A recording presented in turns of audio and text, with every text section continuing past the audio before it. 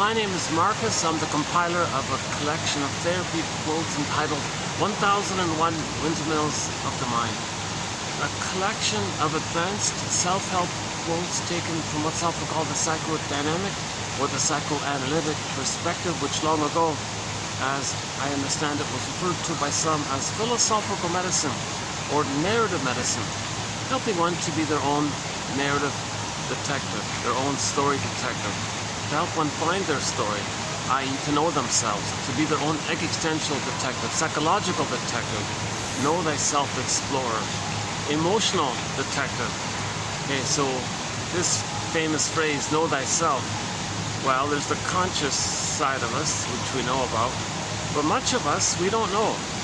That's called the repressed self, the denied self, the secret self, the second self, the shadow self. It's the one who walks with me, who's not like me, who is me. Someone's living my life, I know nothing about him. In literature, it's the motif of the double character. Okay? So this refers to a thing called attachment trauma. Right? So we all know that the baby isn't fully psychologically born at birth. Yes, he's biologically born, but for a so-called psychological birth, he has needs. He has needs for what's called a secure attachment style. Okay? So he needs paradise in the uterus, a normal birthing process, a kind of extended paradise, an extended blissful oneness with the mother, a blissful oneness with the mother for 4 to 5 months as an extended paradise, skin-to-skin contact, breastfeeding, mother's loving gaze, continuous contact, baby's needs automatically met, mother's presence, mother's attunement, mother's reverie, mother's soothing, rhythm of safety, and so on. The baby needs that kind of blissful mother-infant dual unity, just the two of them. It's like an extended womb, but it's just outward, it's just on the belly rather than inside. Yeah, you got the inside the belly womb, and you got an extended womb on the outside the belly, right? Baby sleeping on the mother's front basically most of the time. So then 4 to 5 months to 18 months, now the child has motor skills, and he feels safe to have a sense of self that hatches out of the prior state of blurredness between the two. So from 4 to 5 months to 18 months, the child has motor skills. Now the thing about infantile megalomania is that all babies begin in the uterus thinking they're on the throne, little gods, little kings. Everything's for them, about them. No sense of him being a person, mother being a person. He thinks whatever's going on, it's just for him, it's about him, he's the center of the universe, or maybe he's the whole universe. It's called, that's the theory. Unconditional hallucinatory omnipotence. Needs met automatically. Yeah, they moved the chairs on me. It's a little distracting here. Yeah, I'm back at this nice little venue here, but they kind of move things around a bit. Let me try this here. Oh yeah, we might see the swan later. How's that? A little better? I guess I can turn around. Yeah, okay, let's try this.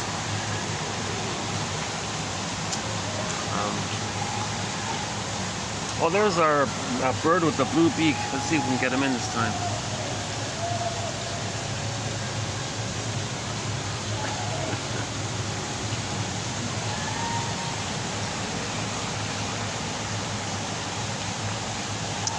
Okay, let's try this for a bit. Is that better if I do this? Yeah, hold on a second.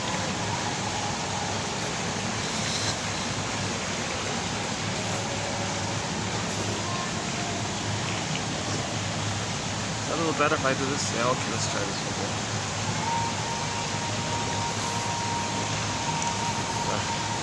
Alright. 1 second, though.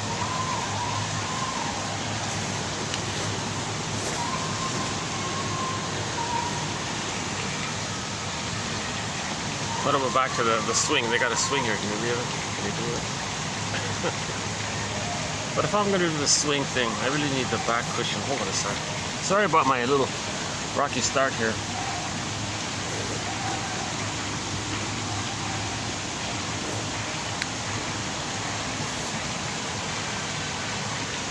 Okay, I guess this will have to do here for now. Yeah, it's getting busier here, yeah. Alright, so okay, so it's called a secure attachment style. Okay, it has 5 parts. So we're talking about what the baby needs, right? We all know that the baby wouldn't make it on their own, obviously, right? See, the human, quote-unquote, human brain comes online roughly ballpark at the age of 3, right? So we all begin life with the first 2 brains, right? The survival, instinctual, visceral, sensational, so-called limbic system, just cares about survival, your automatic nervous system, your automatic functions, your vital, that whole area. That's the old so-called lizard brain, crocodile brain, salamander brain, whatever you want to call it. Okay, and then we have the mammal. That's mainly us, the mammal, right?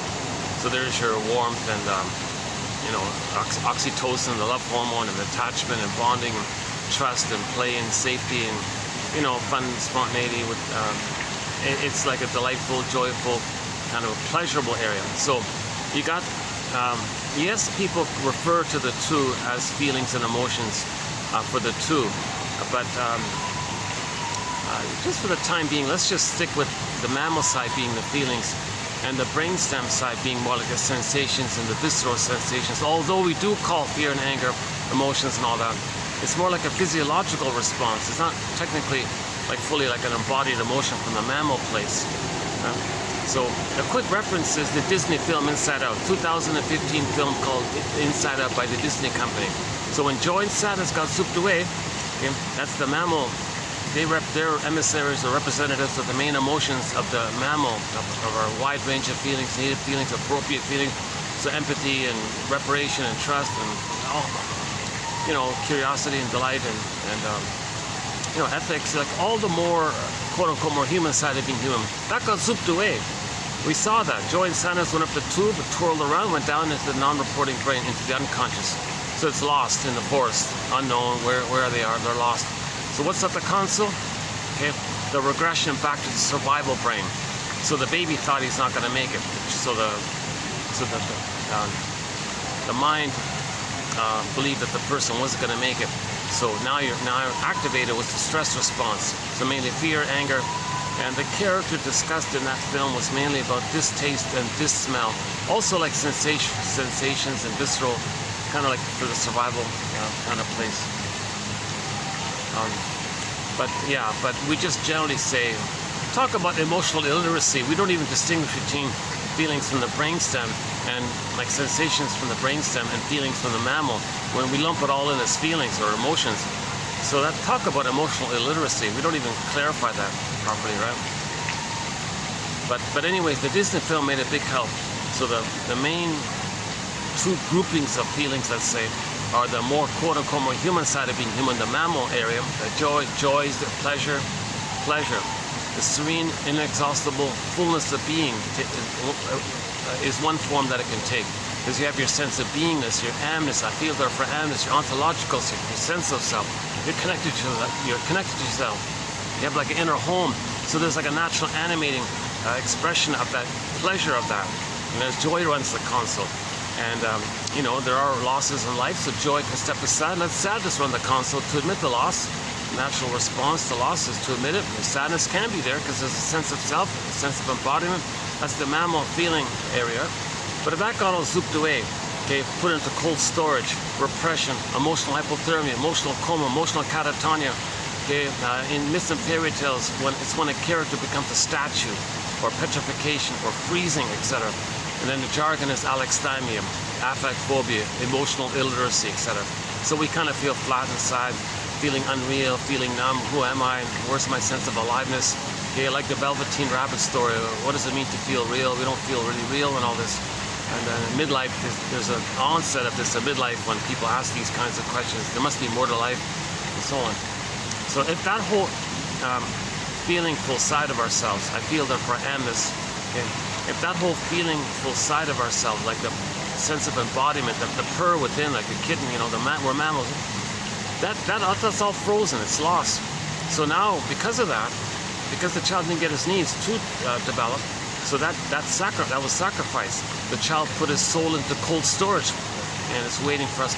It's waiting for us, or the person, to reclaim it, kind of thing. In the meantime, it's frozen in cold storage, or the baby's lost in another world. or down a tunnel, down a cavern, where the light is never shown. Okay, lyrics to our to the song "Windmills of the Mind." You know. So that's because the child's needs weren't met. The child had needs are for the identity. The child is born with an authentic self. Okay, the word of the year by the Merriam-Webster Dictionary Company was authentic, 2023, authentic. So we're all born with an authenticness, authentic real self. It's kind of emerging. It hasn't fully blossomed. It's just starting. It's emerging kind of thing. And has needs for its full emergence, i.e. the psychological growth at the age of 3, where the human brain can link up with the other 2 brains, and then the person can have like a fluidity between the 3 brains and have a continuous sense of continuity and consciousness of himself and his sensations, feelings, and ideas, kind of linked like that. But if things are frozen up, then too much is unknown to him. That's the unknown self, the repressed self, the secret self, the shadow, as mentioned at the beginning of this video. Hold on a second. Yeah, this you know, this is going to be a shorter video. I got a very late start here. It's almost 3:30, I guess, and it gets dark here pretty quickly. So yeah, once in a while I get a late start. So I won't really do a full introduction of 1001 Windmills of the Mind. It's usually done if you randomly click any of the other videos for the past year and a half. You'll get at least 1 hour of an introduction to some of the core points that, as I understand it, that's being presented by the shrinks in the psychoanalytic tradition and all this. Okay, the fancy jargon just means know yourself, make the unconscious conscious, find your patterns. What are you repeating? What are you communicating? How are you trying to get back your feelings? How are you crying for love? How are you still searching for love? How are you angry that you didn't get the love? You just make, and that's neurotic because you have this kind of relentless. Yeah, actually, a very good quote from a recent video is this one here. The unconscious hope. Let's see, can we show up here? The unconscious hope. Here's a very good quote from the author Arthur Janoff. Okay, the unconscious hope of fulfillment of old unfulfilled needs. So we may be going through life with this unconscious hope of fulfillment of old unfulfilled needs. If it's past that critical time, if the child doesn't get his needs met, post age 3, he's only searching for symbols of it, trying to think that maybe it can be the real thing. That's neurotic. No symbol or image of it can be the real thing. No time machines. We can't change the past. But we're still, that's the issue. If we didn't get our needs met, we're frozen and we're trying to get those needs. But since the breast mother's not there anymore, and there is time, you're searching for symbols of breast mother. Material, fame, money, status. No cookies, no food, or no item, or no possession can be the positive breast experience that was needed back then during the critical period. So we're searching for symbolic. We spend our lives searching for symbolic mother. So that's a huge trauma. It's called the betrayal trauma. The mother doesn't meet the baby's needs early on, right? So it starts off like this. So we can spend the rest of our lives with this, unknowingly, with the unconscious hope of fulfillment of old unfulfilled needs. Okay? So there's a pain around this. There's a pain so utter. Okay? Pain automatically makes one honest with oneself while it does away with, it's hard to read this upside down. Pain automatically makes one honest with oneself while it does away with unreal belief systems. Okay, part 3. We never got, here's the greatest hurt of all. The greatest hurt of all, mother failed me. Okay? We never got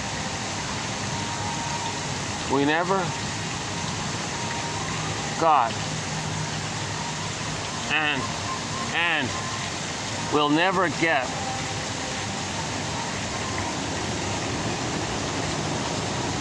what we needed as a child.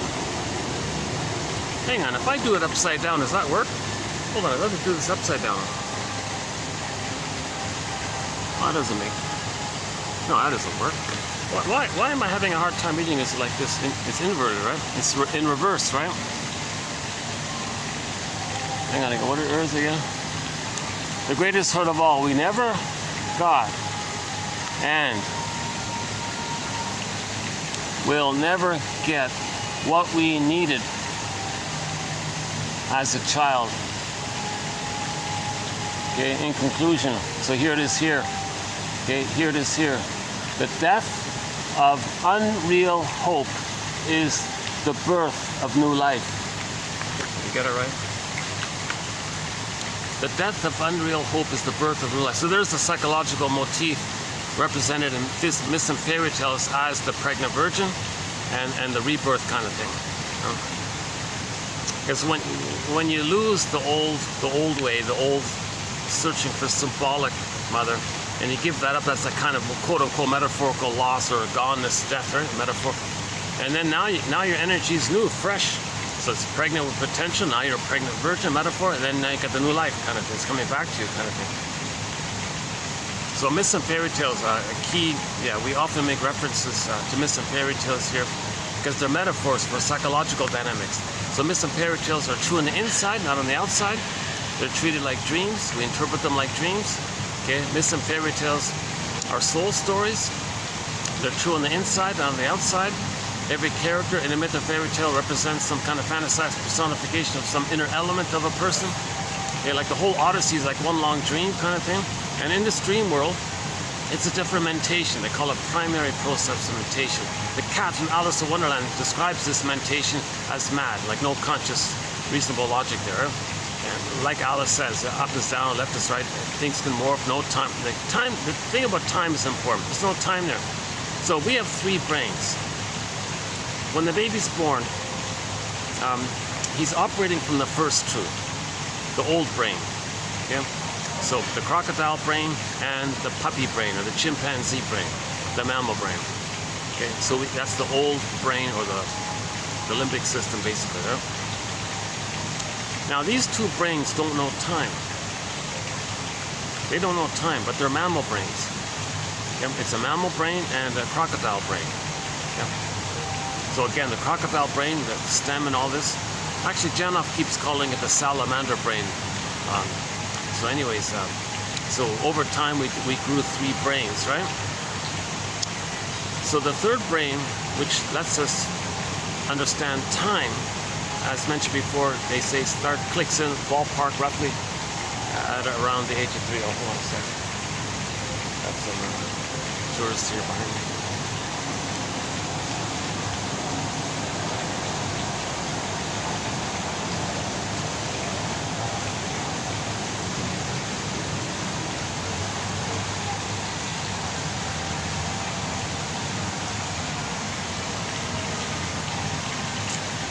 Yeah, it's too bad. I wish I got an early start. Yeah, I could have really gotten into this video today. So the new point, there's a new point I want to add here.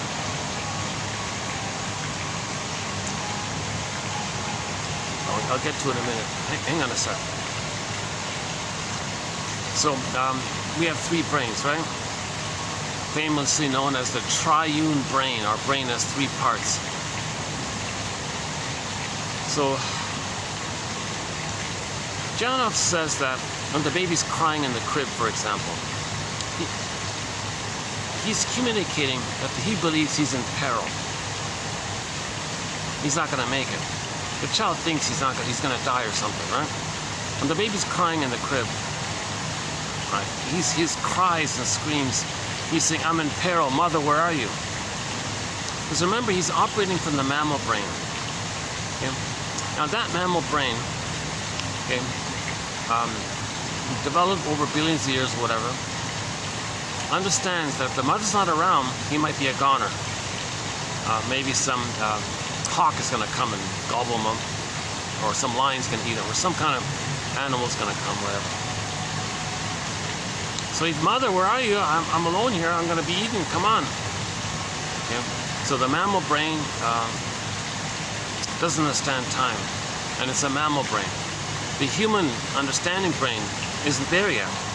So the brain has a memory that, first of all, the mammal side of him is going to be frozen. So he'll feel unreal. He won't feel alive.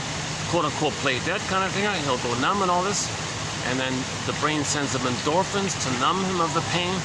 And now he's reverting back to the old brain from gajillions of years ago, called the limbic system. Now he's going to think like a reptile. Okay, survival, it's just survival now. He's thinking, right? So that's the physiological automatic nervous system. And so it's going to send him cortisol, so he may be all revved up with PTSD, hypervigilant, and then, you know, his body temperature might elevate, and they say blood pressure might elevate. There might be poor circulation. The blood goes to the vital organs, so you might get cold hands and feet and pale face, he said. The breathing can be shallow, or the digestion can slow down or not be working right or something. So he's all revved up in survival mode. And that part of the brain only thinks about survival and reproduction. Huh? So in that case, the baby is operating out of the anger. He's in hypervigilant anger, you see? And that relates to the physiological side of a person. Like if the baby falls down, you know, that memory goes in the physiology system. Whenever the baby thinks, okay, now here's the thing. This brain doesn't understand the difference between an emotional trauma and a physical trauma. Okay? So an emotional trauma is the mother not being around. Baby's crying, mother doesn't get it. Oh, don't be such a baby, I'm busy, baby, what are you complaining about? Let him cry him to sleep. Okay, that's an emotional trauma, that's an attachment trauma. Relational trauma, interpersonal trauma, a psychological trauma. Okay, that's an attachment trauma, it's an emotional trauma. This emotional trauma makes the baby think he's going to die. Okay, that he similar to the baby maybe falling, hitting him. Is he going to die or something? So that memory, either way, by the emotional. That's the point. See, emotional trauma. That brain, that early brain, responds in the same way, whether it's an emotional trauma, relational trauma. You know, baby's crying, mother's. Because when the baby's crying, he thinks he's in peril. You know? So his physiology is all revved up, just as his physiology would be all revved up if there were like an earthquake or something and rocks are falling. Like he's all revved up kind of thing. So there's two ways the nervous system can freak out in a panic. Either mother's not around or some physical area. Right? So that's called attachment trauma. Okay, attachment trauma. It's emotional, it's psychological. Mother's not hurting the baby physically, but he's responding in that kind of physical danger. So if the baby experiences any kind of sense of life and death scenario for himself, at any time, you know, the bottle might do it. Being removed from the mother at birth will do it. If the mother's smoking when the baby's inside, that'll do it. If the mother's drinking or too much stimulants, if the baby's scared inside and he's kicking the cord and the cord wraps around him and he can't breathe properly, that could do it. Whatever it is, if the baby's removed from the mother at birth, that'll do it. You know, where's my mother? No mother. Oof, that did it. Don't remove the baby from the mother. Hand the baby to the mother directly. Let him look for the nipple, let him latch on, skin to skin, loving gaze, and let him have the continuity of paradise. And barring special medical, extreme special cases, don't weigh the baby, don't remove the baby, preserve the continuity. Baby doesn't understand time, so at any time, while in the uterus, at birth, and up until age 3, really, if he thinks he's not going to make it, something happens, and he believes it's a life and death matter, he develops a deep imprint in his brain, in that survival brain, and he's stuck there. Stresses later on, he's going to react in it with the physiology that he's in danger. So some babies are born with PTSD. Oh boy, this video is sounding very dramatic. This is the most dramatic video I think I've had in a long time. My goodness. This is the most dramatic video I've ever made. Look at that. I think I was in such a rush getting here on time, trying to get here before it gets dark, and a few little distractions and things. Yeah, I guess I got a little annoyed on the way here. You know. And yeah, they moved the chairs. Now I'm on this swing king here. Now let's go over there. Huh? Okay, let's just do the best we can. 1 second. Yeah. I wonder if I swap these chairs around. What if I move that to here?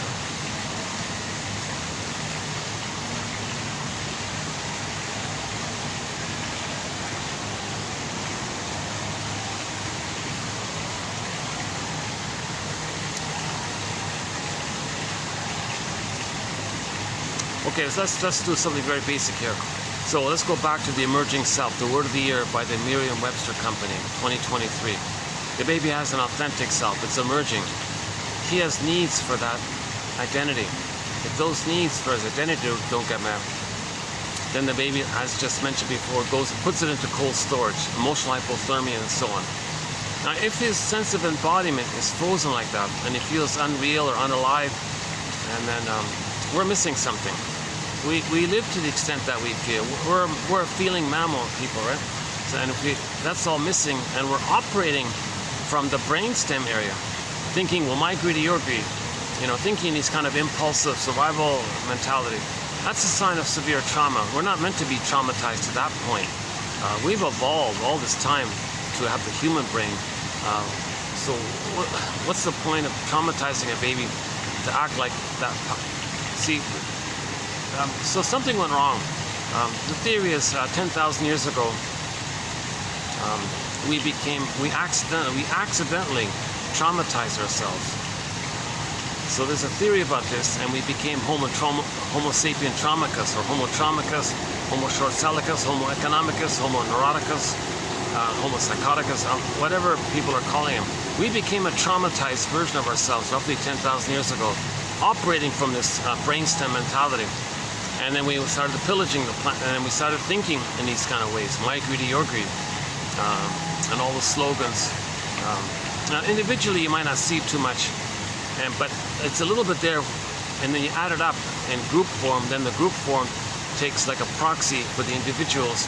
So the group behavior is a proxy for a bunch of individuals having a little bit like that, but not really. But it adds up in its group expression. So in its group expression, we're pillaging and plundering because the baby, when we became traumatized, believed that the image that he created of his mother in the mind pillaged him, stole his inner land, stole his soul castle. We gave him emotional poverty. So as a defense, he identifies with her, okay, and then plunders the land outwardly as a symbol and a repetition compulsion what the mother did to them. So they don't individually do it, they don't even know it, but so then that you pool your resources together, and then the group does it, kind of thing. And you find the most traumatized ones that serve as the proxies to do it. And then you create slogans that it's legal, because it was legal what the mother did. If the mother traumatized the baby, it was legal. She had immunity or whatever. So they identify with her, okay, and they see their innocence outwardly, okay, treat others the way they were treated by their mother in a process known as repetition compulsion, to cry for a mother's love. I know it's crazy, right? How is hurting others crying for a mother's love? So the theory goes like this. Memories are relational. Memories are relational. Although it's fused, there's still two there. The child was the passive self victim. The mother was the active aggressive shamer. So there's two there in the blurring. So the baby didn't get his needs met. So what he does is, if this continues like this, he'll project his sense of self outwardly and find others to play him. That's called evocation of a proxy. He'll transfer, or he'll believe or attribute, assign his unloved self, his shame self, and find someone else to play, as if to say, okay, you're going to play my unloved self. So what do they have left? Well, they're going to revert to the once upon a time safety place in the uterus when they were on the throne, where they felt special and important and all this. All babies must attach to the mother. So, but there is no mother. So the closest thing they can do is to try to manage her, so to speak, or feel that they can anticipate her, or try to save her or mirror her.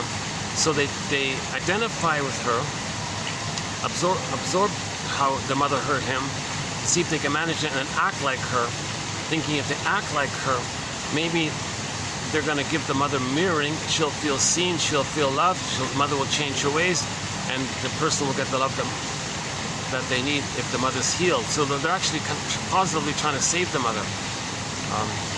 So this is called identification with the aggressor.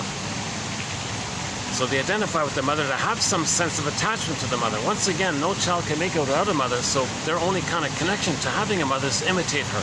That's their connection to her. That's their loyalty to her. So what did the mother do?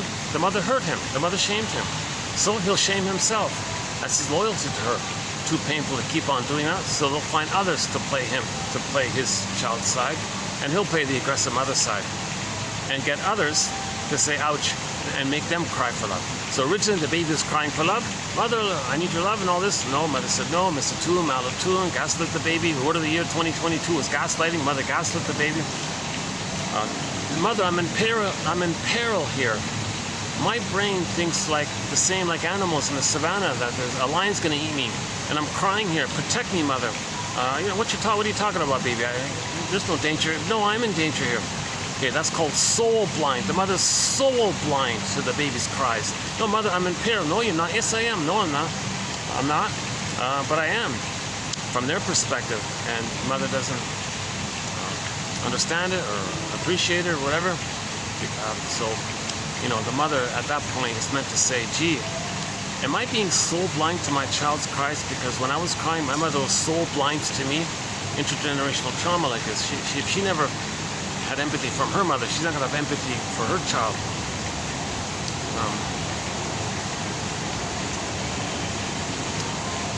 Yeah, I'm very distracted today. Sorry about that. Jesus, yeah, this is a rocky. Once in a while I have these really choppy, rocky videos like this.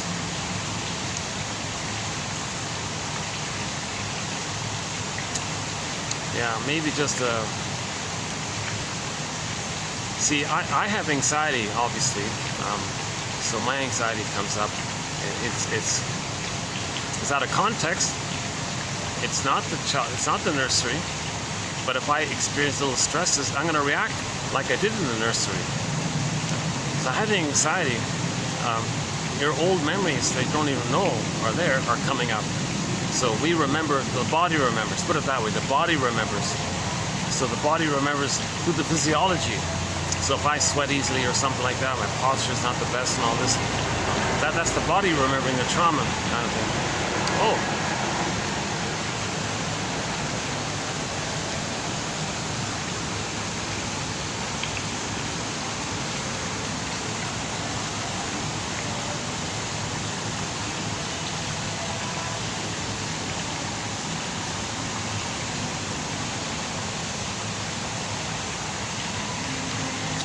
Not much of a breeze today here, so sorry if you're seeing me sweating a little bit. Don't judge this by me. I'm not a shrink or a professor. I don't have a master's degree or a PhD. I'm not a social worker, midwife, doula, nutritionist, gynecologist. I haven't been analyzed, or I haven't done Janoff's primal therapy thing, the topic we're currently discussing. We're currently in the midst of discussing the work of an author named Arthur Janoff, a very popular, household name in the early 70s, due to various celebrity endorsements. Top big names in the music industry in Hollywood and all this. They endorsed this guy, Arthur Janoff, and he became a household name overnight kind of thing. Sold millions of books, became an instant millionaire with that first book of his written in 1970 called Primal Scream, claiming that he can lead somebody to process birth trauma, shake it off kind of thing, and you come back into your body. People were immensely drawn by this, so they all flew to California to get this kind of help. And so I think he kind of promised too much. Maybe it's not that simple. Maybe people expected it to happen quickly or something. He might have been unclear about that. So he lost popularity in the mid-70s, I guess. But recently, about a month ago, I discovered that he wrote 16 books following that time. And these are excellent books. He discusses this first brain. He discusses the biology of trauma. And it's sort of a key missing piece of the puzzle here. That we have three brains. We always talk about the third brain and maybe the feeling brain. So the talk therapy is the third brain. Then you got maybe some emotional, express your emotions, kind of the feeling area. Like this so-called Gestalt therapy or something. But what about that earlier brain? The first brain? Because most of the trauma is there. We're ignoring that. And most of the trauma, the key trauma is in there. That trauma is causing all our symptoms and our dysfunctions and our patterns. Trauma before 3. And we're not even addressing it really. Well, the talk therapy might say, well, it'll come up spontaneously. And the feeling therapy actually mainly serves to repress it even further. So the talk therapy, in my view, is pretty good because at least it's making you aware to be able to accept feelings that come up if you have like a nest, a consciousness. So Janoff keeps saying you want your new brain to integrate the memories of what's stored in your earlier brains. So build up that third brain. So that's what these 10,000 quotes are for. We have 10,000 quotes here in our collection. 2,000 pages like this, a single space, 2,000 pages, an encyclopedia of insights. It's basically, so this is like one booklet here, right? It's basically 60 of these, 60, maybe more if you include the honorable mention quotes. So we've got 60 booklets. It's quite an encyclopedia of insights. Let's pause here. These 10,000 quotes here, they're not too short, not too long, so they fit Grice's criteria for communication as best as I can see them to be. So Grice says, yeah, quality, not too short, not too long. Like today, for example, right? This is very typical. These are today's quotes here. It might be like one sentence. It might be like a little paragraph or something like this. This is very typical what you're seeing here. Showing up, okay? This is very typical of throughout the whole thing. Quotes like this. So they're very manageable in terms of quantity. Now, in terms of quality, my hope is that 1 out of 10. If you go through this, my hope is that 1 out of 10. Well, there's more than 10 today, but on average there are 10 quotes per video. So that's just my personal subjective sense of what quality might be. If one quote gives you a click, aha, gives you inspiration, encouragement, makes you, oh, okay, I relate to this or something. If 1 out of 10 gives you that, I'm calling that quality. It's kind of like you buy a CD and one song is a hit song, you love it. That's worth the whole album if you really love one of the songs in there, I guess, right? So I'm kind of thinking in those terms. So my hope is that 1 out of 10 quotes will give you an intellectual insight, a cognitive insight. Now that's not healing. That's not enough. But it may be a step towards healing. So the cognitive insight, the metaphor, it's like you're weaving a basket. With each little cognitive insight, you're building like a nest, like a little thread to the nest, like a little weaving to the little like weave, another weave, and you add it all up. You want to build a nest. And once you have enough insights, I kind of like these chairs here, right? Just like these chairs here, they kind of weaved it. And when they finished weaving, yeah, see these wicker sofas, right? These wicker benches. When they weaved it all up, when it's finished, people can sit in it. So our main quote is, psychoanalysis looks for an egg in a basket that's missing. So we want to weave this basket first, or weave this nest, and then that's the insights. And then nature does the rest. You leave it alone, kind of thing. And spontaneous healing, and then maybe a firebird will appear. In one fairy tale, the protagonist hops on the back of the firebird and rides the firebird, the vibrant with the flames and all this. That's a symbol for emotional knowing.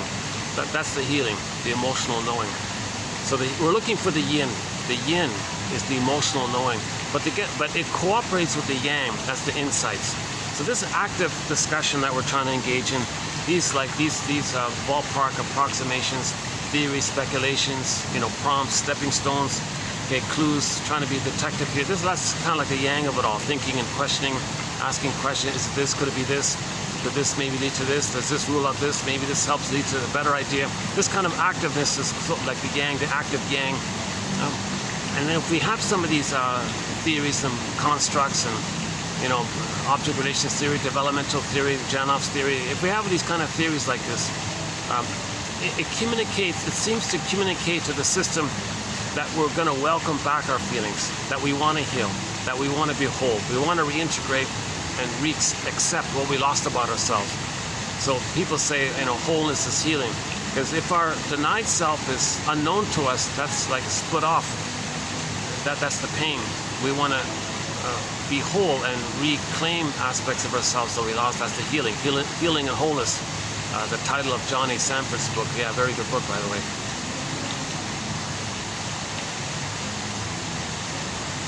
Okay, again, psychoanalysis looks for an egg in a basket that's missing. So first weave this basket. So that's another way of saying it is we want to strengthen the ego, the conscious ego. So that's what these 10,000 quotes are for. They're meant to give the scarecrow a brain. Okay, so one image for trauma is the Wizard of Oz, right? So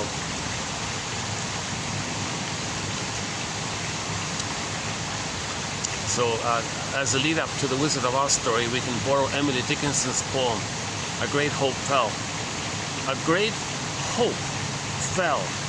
The baby had a great hope to have a secure attachment style with his mother. The baby had a great hope, a natural, basic trust that his mother would be there for him. No baby thinks they're going to be betrayed. No baby thinks that they're unwanted or interrupting their mother's life, or going to have a mother who resents the idea of being a mother because when she herself was a child, she didn't get her needs met, and now she's supposed to give love, but she never got. No baby has any kind of sense that they're interrupting the mother, disturbing her career, or being a bother to the mother, being unwanted, or being an accident of a lust-laden moment. No baby has some such kinds of thoughts.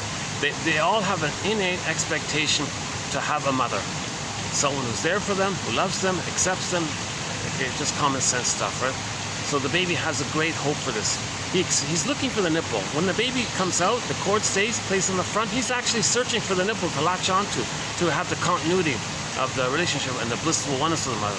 So the baby has a great hope for the blissful oneness of the mother to continue.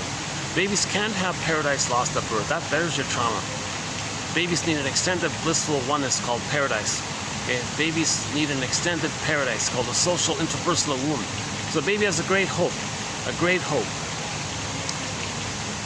So back to the poem. A great hope fell. You heard no noise. The wreckage was within, the trauma, the imprints, the memory, the disappointment, the betrayal. The wreckage was within. He froze up inside. Now he feels unalive, unreal, frozen. Wreckage turned to stone inside, petrified. The wreckage was within. Oh, cunning tale. Oh, cunning tale. How cunning is it of the mother to betray the baby? What kind of cunning tale is this? What's wrong, mother? Why aren't you there for the baby? What, you wanted to use the baby to take care of you? What a cunning tale. No baby's there to comfort you.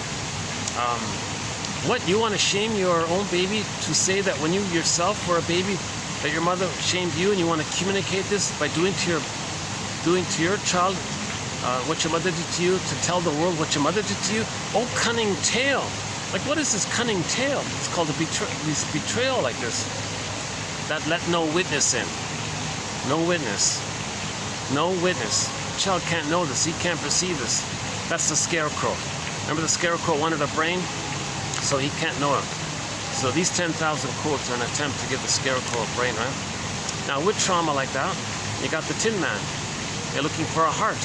Okay? Another symptom of trauma is the child didn't develop to the point of age 3, where at the age 3, ballpark idea of the psychological birth, the child has a conscious sense of his uniqueness, which he expresses, and that's loving life. Hold on a second.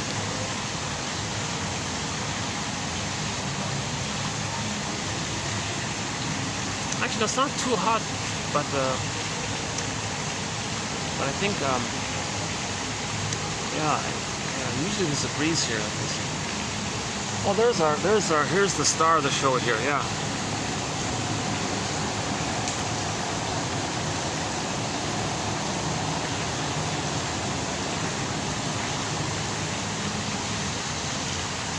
He might flap his wings. Let's see if it, when he's flapping his wings.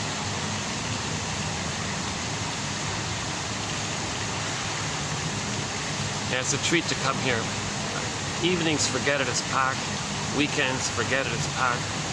If there's an event here during the week, during the day, forget it. But if there isn't an event during the day, during the week, it's kind of mellow like this. Just a handful of guests on the other end there. And So yeah, this is a rare spot. It takes me a while to get here, but it's well worth it now. It's just near the main road there as well, near the SkyTrain, so I can get here fairly easily. And I can hear the nice water. You know, when you hear water or you see water, idyllic, watery surroundings, unconsciously, we may be triggered to the blissful safety of the uterine life, the oceanic feeling, the oceanic oneness. So it may trigger that kind of oceanic feeling and safety we had in the amniotic sac. Well, there's a thought. If somebody doesn't like watery sounds, maybe they had prenatal distress syndrome.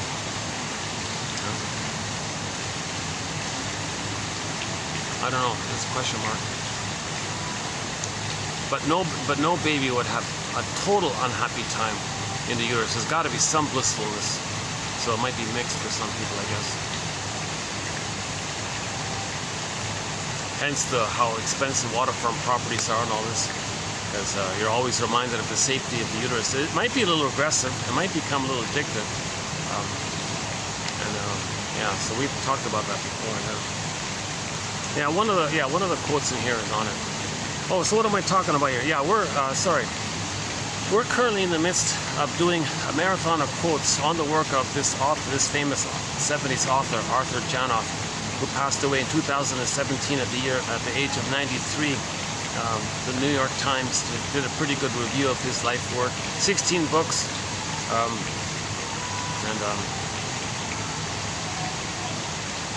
Yeah, so we're doing a 25 special video run on it. This one here, today is 22. So this is part 22 of 25 on the work of art. He writes clearly, that's what I love about it. He writes clearly. And somebody called him Freud 2.0 because originally Mr. Freud wanted to approach psychology from the point of view of biology. Not enough data at that time, so he used literature and, myths and fairy tales and created some new jargon and synthesized what previous people have discussed. So, and he gave everything and gave the whole thing new life kind of thing. And then, but the idea dropped away. So Janoff comes on the scene and picks up on it and says, no, now we have enough information about biology and neuro issues and cortisol and brain chemistry, happy chemicals. And now we know we can measure body temperature and pulse and heart math, the heart math, like your heartbeat. You want the speed between the beats to be even. Does that make sense? So like you beat, like a heartbeat, next one. So between the first beat and the second beat, measure the speed. What was the speed between the beats? How fast? Like imagine a little something. The second beat to the third beat, how fast was that? And third to fourth, etc. You want a rhythmic. You want it to be the speed to be roughly the same. That's a sign of health. But with trauma, we can measure trauma if the speed between the beats is all whacked, and so that's the issue. He thinks that with early on trauma in the critical period, our physiology is all whacked. He wants to measure like body temperature. He goes so far as to say that this 98.6 is too high. Because if most people are traumatized and they all report 98.8, they say that's normal. What if they're all traumatized? Why do you say it's normal? He thinks actually it's meant to be a little cooler. And now I noticed about a year ago, someone said that the healthy body temperature is more like, what was it again? 97.9 or something, which is significantly lower than the previous 98.6 or something. I'm talking Fahrenheit, right? So he talked about that decades prior to that.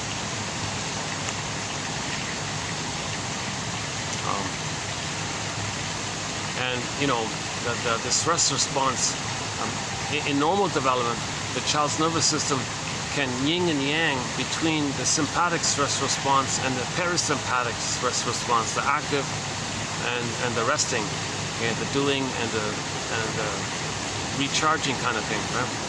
There's a natural back and forth, but with birth trauma and all this, it can be set in either one in a rigid way, and it doesn't have that natural buoyancy between the two.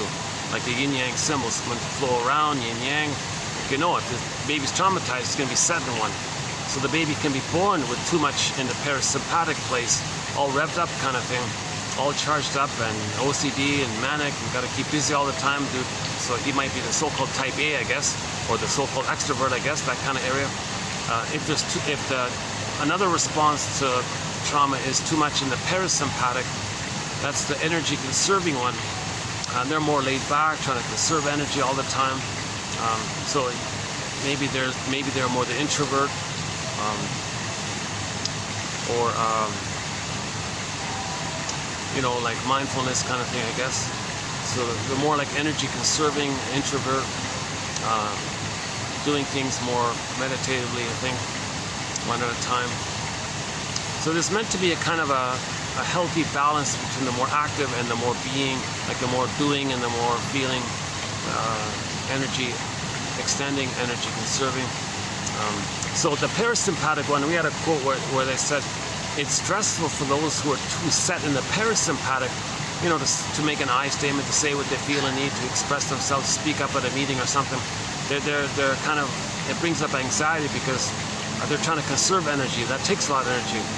But the sympathetic one is the opposite. If they don't speak up, they don't complain or something, or they feel anxious because they're too revved up and they got to discharge the tension. Because the sympathetic one, they're not feeling because they can't feel. And if you can't feel, you got too much tension. That tension, the pressure, all the steam. So they're always blowing off steam, kind of thing. So so Janov says in normal development, the baby's meant to have a natural balance between the so-called sympathetic and the parasympathetic. It's supposed to be like a harmony there. But in trauma, the set points, it sets in one or the other. So that's what I'm talking about. So Janov is focusing on the physiological side of trauma, understanding trauma by studying physiology issues. And let's see if we can get him here. I'm trying to get this guy's, I'm trying to get his blue beak in the camera. It's hard to see him. He's got this very ordinary appearance with the grayish,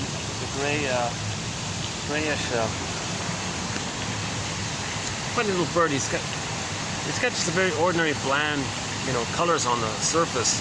They're grayish and you know, like light black, I guess, or maybe, yeah, like a pigeon or something, right? But number one, he's got this shiny blue beak, this clear sky blue, bright blue beak, like this fluorescent kind of blue beak, kind of funny. And when he flies, the feathers, when you see his feathers from the underside, it's all vibrant black and white like that. It's a funny little bird, yeah. Oh, there's the star. Hang on, speaking of birds.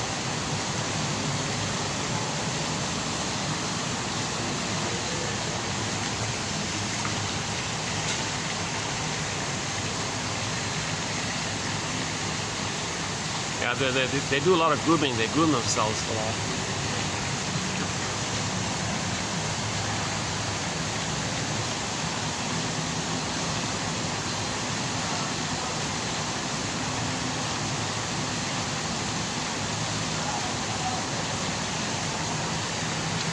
He likes his feathers soft and fluffy and clean.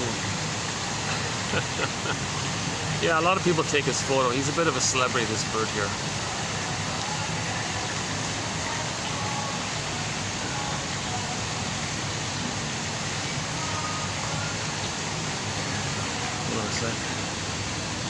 Jeez, yeah, I'm usually hot today, yeah.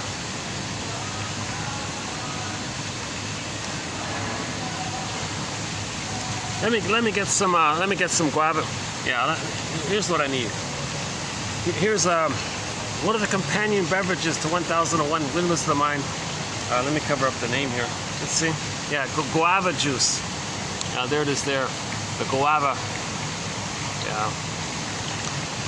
This has been it's frozen. See how it's frozen, right? Yeah.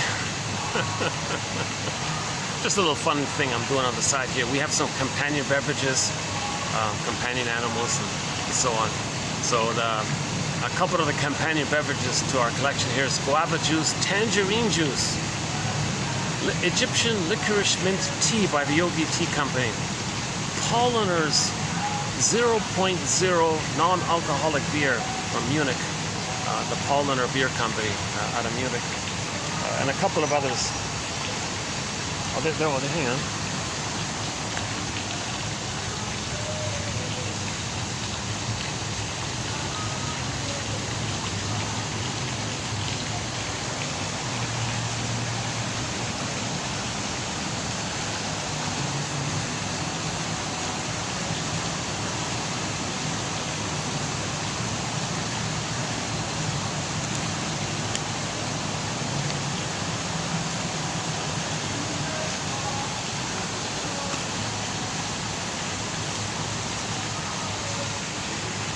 Yeah, so don't judge this, don't judge these quotes, don't judge this encyclopedia of excellent insights by yours truly.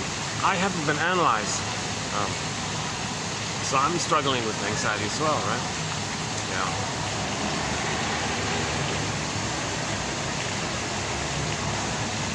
You know, on a personal, that's why this is a 25-part series, because I've never really addressed this issue of the physiology side of trauma. Like when he said posture, and you know, that got my attention, yeah, because I've always wondered about my posture, like why don't I have like a normal, why am I a little bit slouched like that, you know? He said, oh, that's a symptom of trauma early on in the critical period. It's out of context, and you're just frozen with that old trauma. Well, Jesus, you know, and it can affect other physiological elements as well, right? So. We're not really looking too much at his so-called technique or therapy approach. I don't really know it, I haven't done it, so I'm not looking at that area. Although we do have a few quotes that try to explain what he claims he can do. And so, so I'm focusing more on the insights and knowledge, because I'm still sticking with the traditional idea. Give the scarecrow a brain first, and let the healing happen naturally. Don't try to bypass that. So, and I think that's what maybe people did. They flew to California without knowledge. Oh, just guide us through this. Let me shake it off. You know, like in on YouTube, you can see if an animal plays dead and all this, and the lion goes away, the impala stands up and he shakes it off. He's fine. We have a problem in this area where it's too much and we can't shake it off.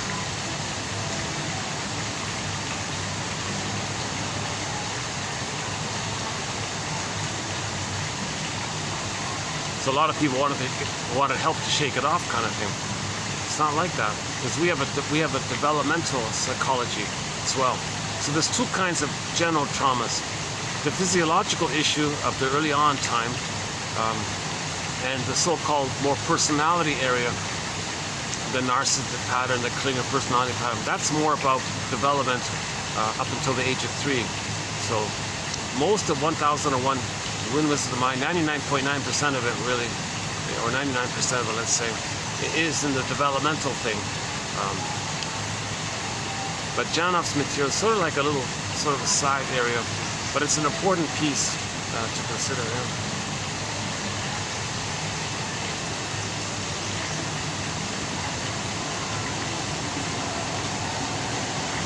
But one thing it really does, it's preventative medicine to make sure mothers give their babies a welcoming womb. So he strongly teaches mothers, don't smoke, don't drink, no caffeine, no wine, don't argue, be in a good mood, have a rhythm with the baby. Try your best to do the laborious thing, to have a natural birth and all this. And then things are pretty good like that, right? For the baby, he's got a good start to life. But then next, of course, from birth to 4 to 5 months, the baby needs an extended blissful oneness with the mother, and so on, right? So back to the Wizard of Oz story, yeah. So Dorothy's kind of like,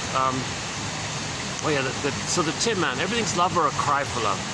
If the child does develop, has a conscious ego of his uniqueness, which he expresses, that's loving life. That's meaningful, that's pleasure, a path with heart, joy runs the console, he's loving life. he's loving life. If he knows his uniqueness, he has his embodiment. Joy animates from his sense of his ontological, psychological self. He's alive within, kind of thing. He knows what's a little bit unique about him. Remember, in nature, everything's a little unique. So with humans, we're aware of it, which we express. There's loving life and the pleasure and all this. So the Tin Man doesn't have that. Remember, the Tin Man's looking for a heart. So we lost that loving life, path of the heart kind of thing. And the Scarecrow and Tin Man being like that means the person feels disembodied. That's the cowardly lion off in another corner. This is like a fairy tale. All belongs to one mind, not separate characters. These are all fantasy. These are all metaphors for inner issues, inner elements, right? So Dorothy's like a part of the psyche, part of the system that's trying to line things up. So Dorothy's like a part of nature's process. Dorothy represents the process within nature that's helping to heal, you know. Plus, you know, we can also say, like, if you step back a bit, maybe be a little bit like Dorothy and recognize that if the person feels disembodied, like the cowardly lion, if they recognize that they're not loving life like the Tin Man, well, first things first, give the Scarecrow a brain. That's what this is for. This is to get these 10,000 quotes are an attempt to give the Scarecrow a brain so we can know what's going on. If we know what's going on, that's the basket. It's communicating to the system that we want to welcome back our feelings, get back into our body. So the feeling and the embodiment are kind of linked. I feel their foramness. So it's kind of like, that's sort of the general idea. Another metaphor for the 10,000 quotes is, or the psychoanalytic perspective, it's giving us night vision. So unknown, it's like a dark, we don't see it. It's giving us a candle. It's giving us a lantern. It's giving us night vision, night goggles to see inside, kind of thing. How can we get back parts of ourselves? So go I know not whither, bring back I know not what. Well, if we're going to go I know not whither, we need some kind of help. So this is the help. This is the help. It's like a lantern. On the front cover of one of Marie-Louise Vaughan Francis' books, you see an image of Vasilisa holding the lantern going into the unconscious, right? Kind of graphic image, right?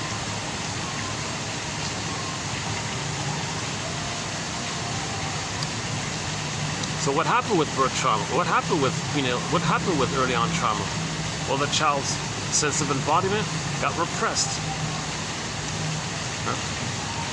There's a pain so utter it swallows substance up. So the child's authentic self. Okay, the image is the earth opens up. The child's core, Miss Core in the Greek myth, core, K with a K. Okay, Miss Core, the maiden, got pulled down into the underworld. On the front cover of one of Miriam Woodman's books, you see this image. The earth opens up, the lady's going to get yanked down. It's a frightening, terrifying image. So earth opens up and gets yanked down. Okay, that's just metaphor. It's not literal. It's just a metaphor that our sense of authentic identity, a sense of self, it's going to get like pressed down into the first brain. Got 3 brains, 1, 2, 3, gets pressed down into the first brain. So it's recorded in the first brain. There's an imprint, a memory. Janoff even named some of the chemicals that kind of seal in that memory. That means the authentic emerging self is frozen, stuck, couldn't develop. Hence, it's also known as arrested development, developmental arrest, stunted development. So yes, the person can still, there's your famous split. Your real self is frozen, but you got this kind of adaptive self where you, like your social, you can get 10 PhDs, you can get 10 medals, you can get 10 awards. You can still develop in other areas, but we live to the extent that we feel. So a person, one billionaire said, yeah, I got billions of dollars and all this stuff. No pleasure. See, it's all symbolic. Nothing you get post age 3 that's symbolic of mother can be the memory of mother's love. It doesn't work. So,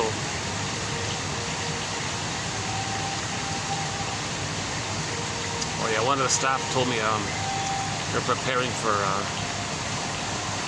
function. They're gonna do lots of decorations and things.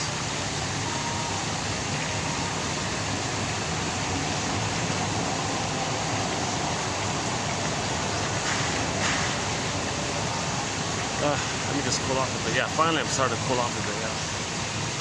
Who cares? Somebody's watching this. Why is he telling us this? Why is he telling me he's cool? Well, I have anxiety. I want to take a break for a moment. Take a breather for a moment, I guess.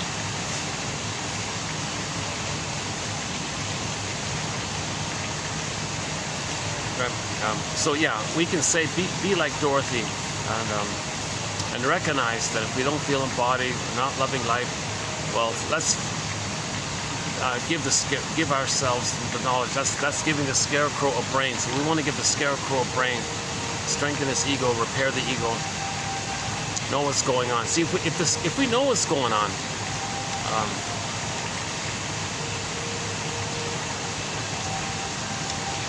it can lead to the death of unreal hope. If we know what's going on, it can lead to the death of unreal hope is the birth of new life. But the unreal hope is that we're searching for symbolic mother. That's the unreal hope. That's the unconscious hope of fulfillment of old unfulfilled needs.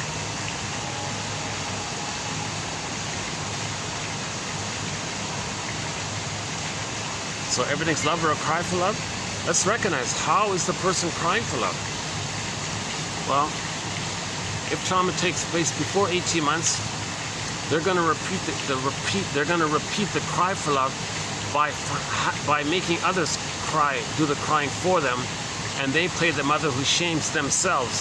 So they're shaming others, in effect, replaying the scene. The original scene was mother shamed them. They remanufacture the scene in the present where they shame others. Because others are playing them, crying. They're the mother saying no. Very dysfunctional. Very dysfunctional.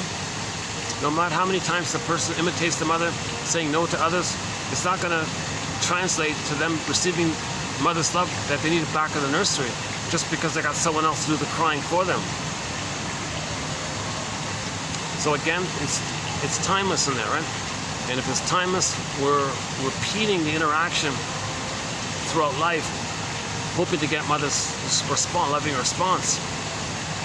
So the repetition compulsion can take two forms.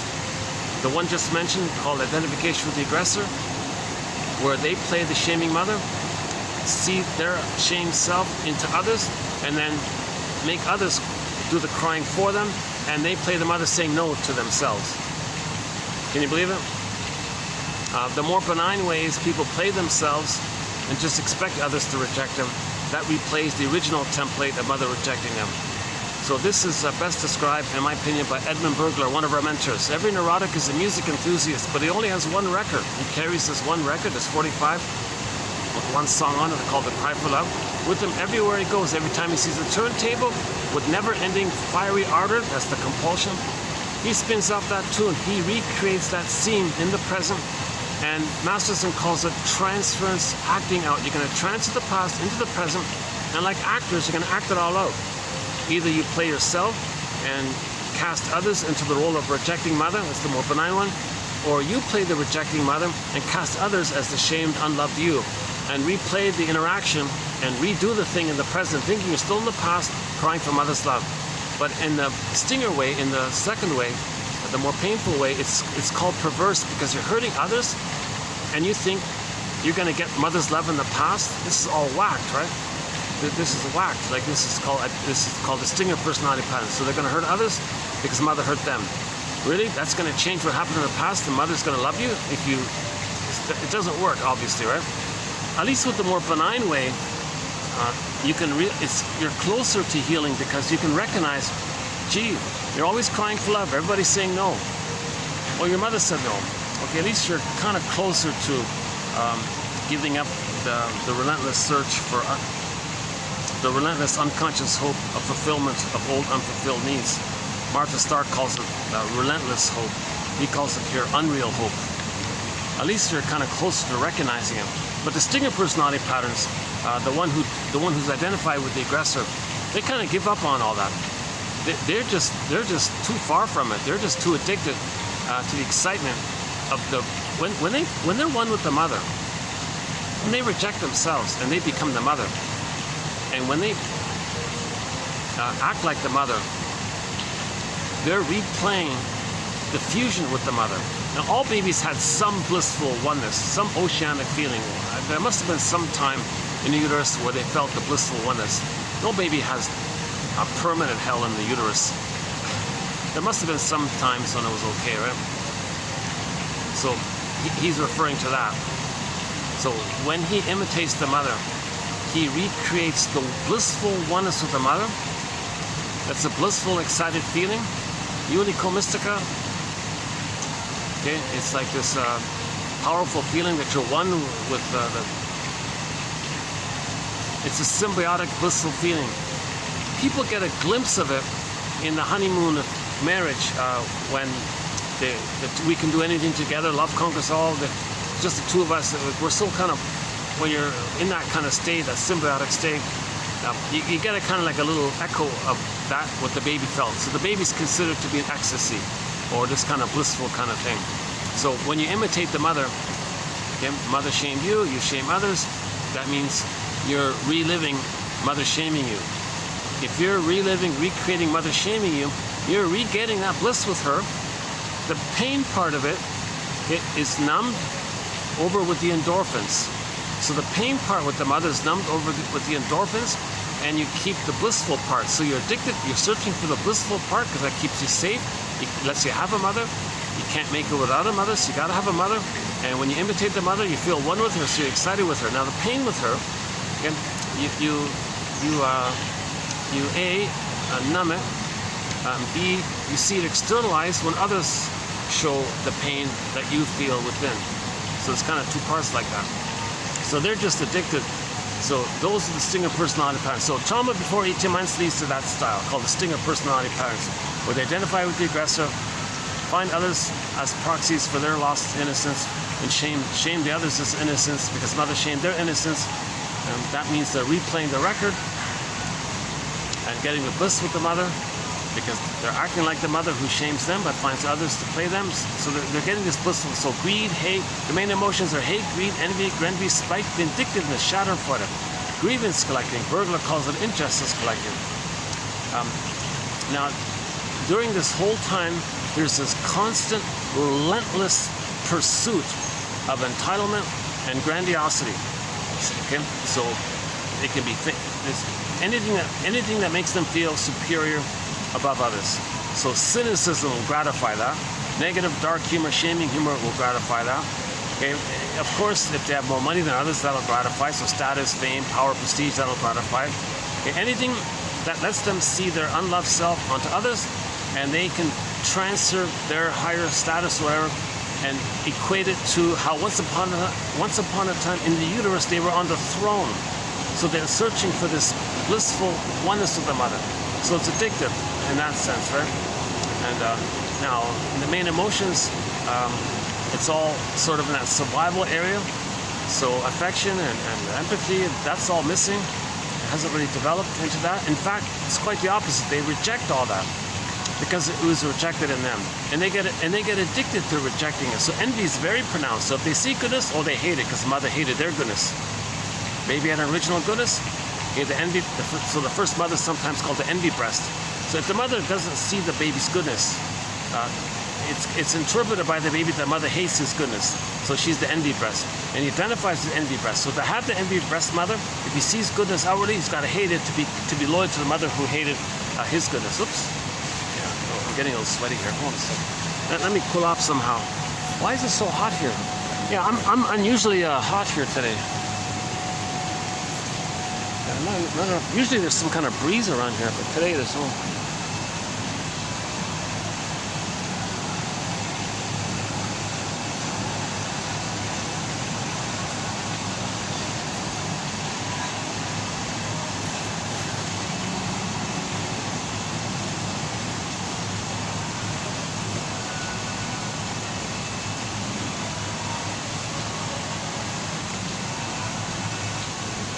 Just give me 2 minutes here. Hold on a second. Let me get a drink here. We'll try to cool off a bit.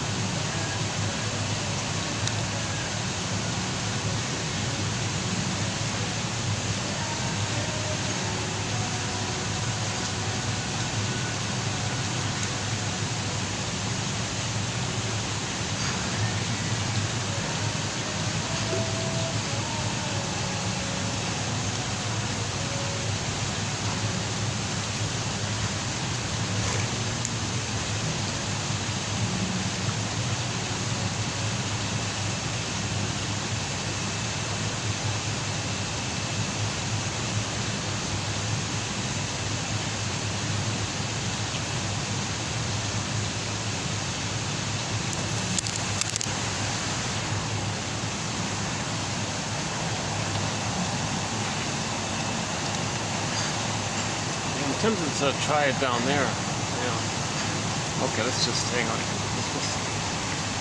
Let's carry on here. Let's just carry on.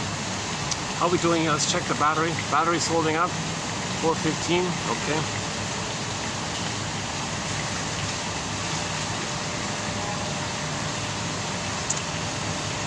Hold on a second. Yeah.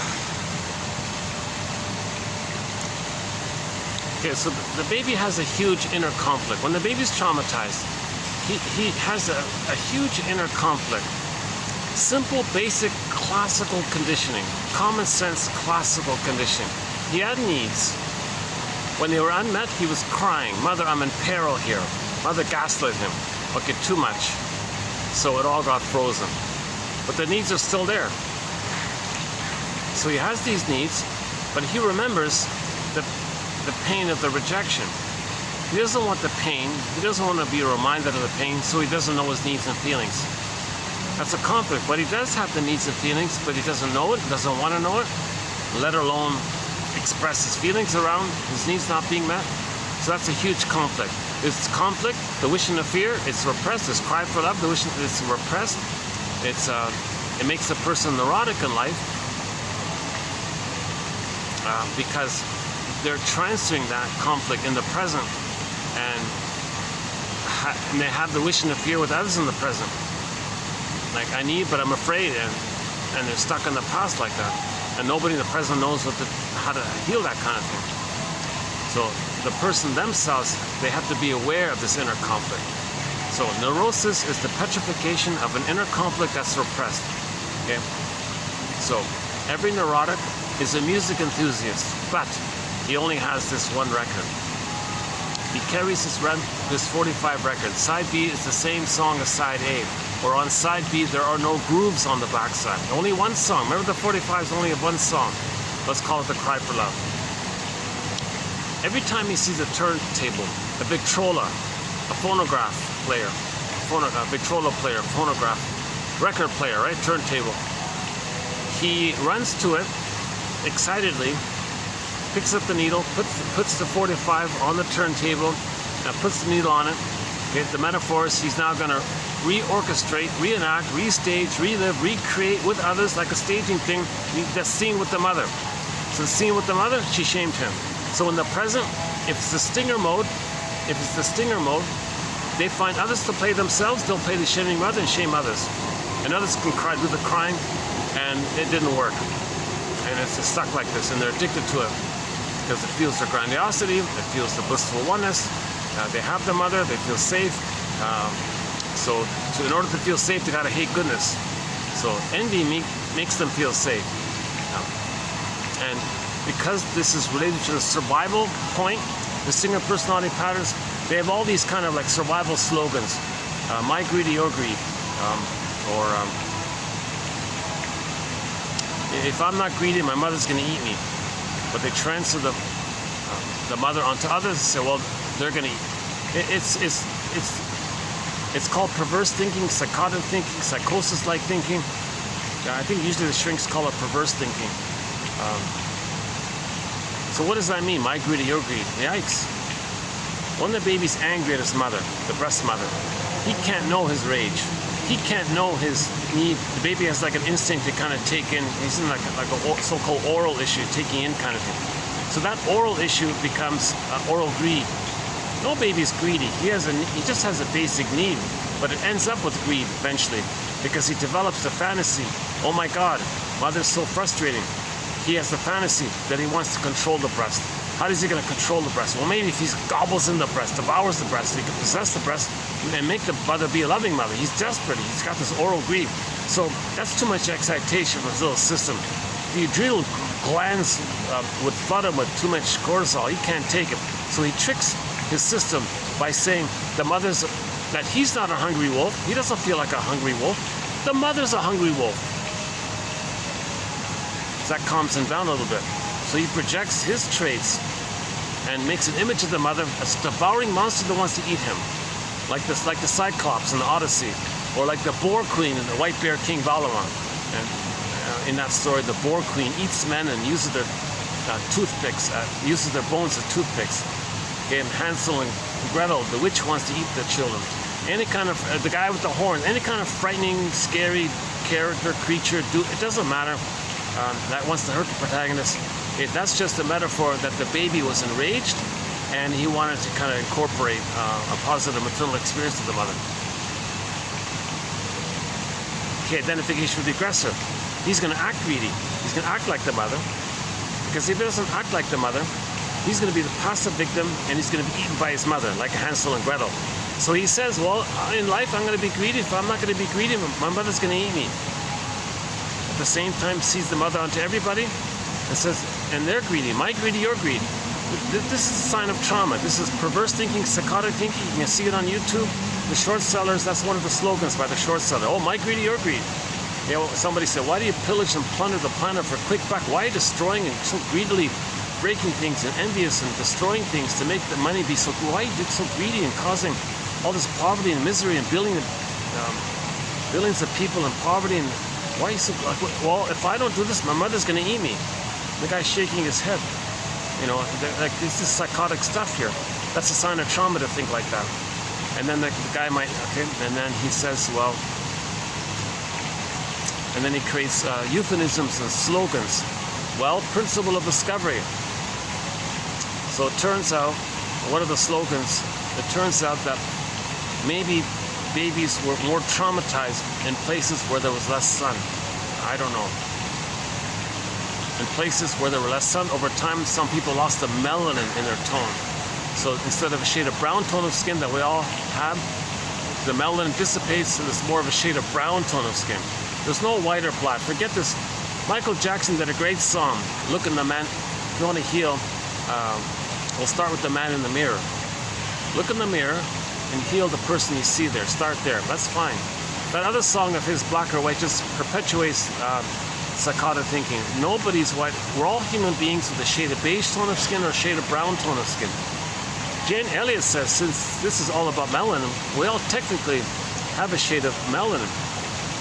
Okay, so a shade of brown tone of skin is technically a shade of beige tone of skin is technically, she says, a shade of brown tone of skin. So we all have a shade of brown tone of skin, even though a shade of beige tone of skin is like a light shade of brown tone of skin. It's still in that spectrum of the brownish, just light brown.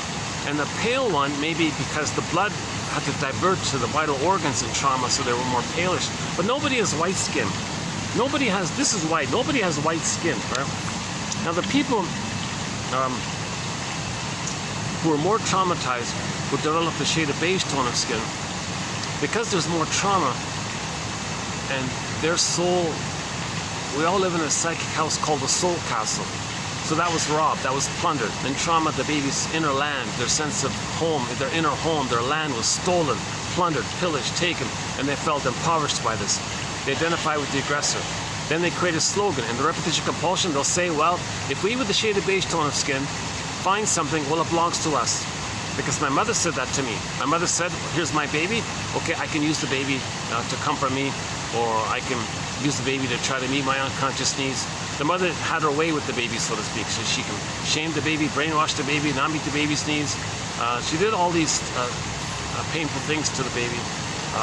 So they identify with her. So the effect is the mother gave the baby emotional poverty. She pillaged and plundered and short-sold. So short-selling means she profited off the destruction of something. So the mother got some kind of benefit when she destroyed the baby's soul and plundered the baby's soul. So that baby identifies with the aggressor, sees their innocence outwardly, and then pillages the land outwardly to symbolize how mother pillaged their inner soul land. Then the slogan, the euphemism is, well, if we with the shade of beige tone of skin find something, well, it belongs to us. And that's actually the slogan of the pillage, the current pillage system. They call it the principle of discovery. Or doctrine of discovery, same thing, principle of discovery. And some indigenous people were saying, could you please stop with this traumatized, psychotic slogan? Oh no. And then they're still doing it. And as we speak here in 2024, it's happening. We see another. It's still going on. Somebody wants to steal the land of 2.3 billion people or something. So they told them, well, get out. We want your land. Well. So in order to scare them off, okay, so the famous You can present you just present a case, an excuse or something, make some excuse. Or well, anyways, the result, as the basic thing is close to the latest report was February 2024.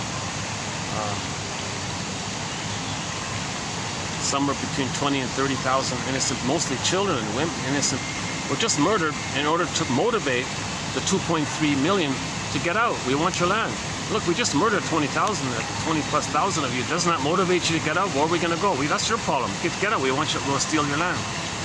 And the slogan is principle of discovery. We have a shade of beige tone of skin, and you have your shade of beige is not as, okay? Well, you speak different language, so we'll associate your language with a shade of brown tone of skin, and then whatever. So the more traumatized ones are going to do more of the pillaging, because the more traumatized ones felt pillaged themselves. So when the babies are removed from the mother, pillaged. When the baby's put on a scale, pillaged. When the baby's put into separate, there are special medical, I'm not talking about special emergency medical care. Aside from that, I'm talking about procedures. So the mother puts the baby in a crib. Before 4 to 5 months, okay, pillaged. The child, don't put the baby in a crib within the first 4 to 5 months.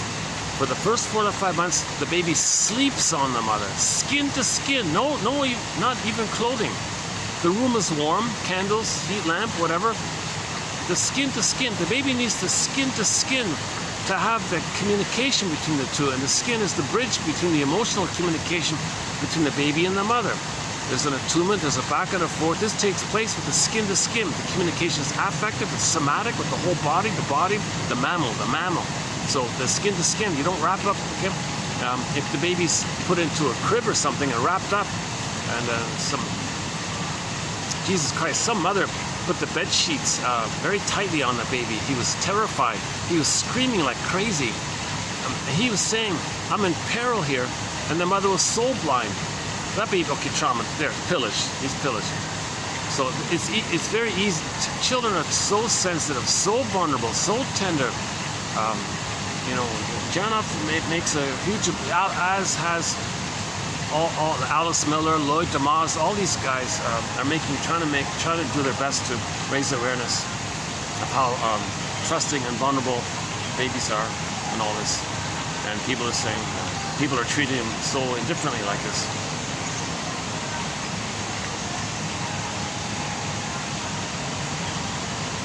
So for more on this challenging topic, go to TQ 2725, part 3 of 3. We do a thing called the 48 symptoms of Homo traumicus.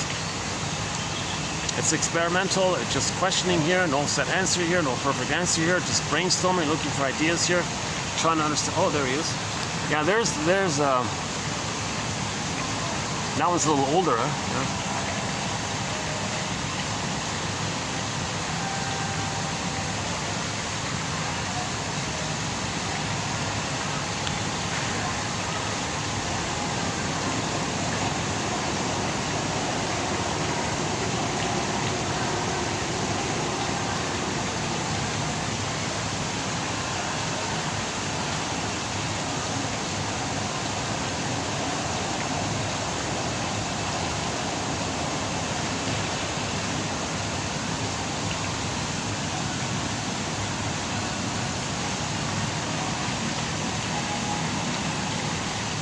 So trauma before 18 months leads to one of the stinger personality patterns, the various narcissistic types, and each narcissistic type is sort of a separate thread.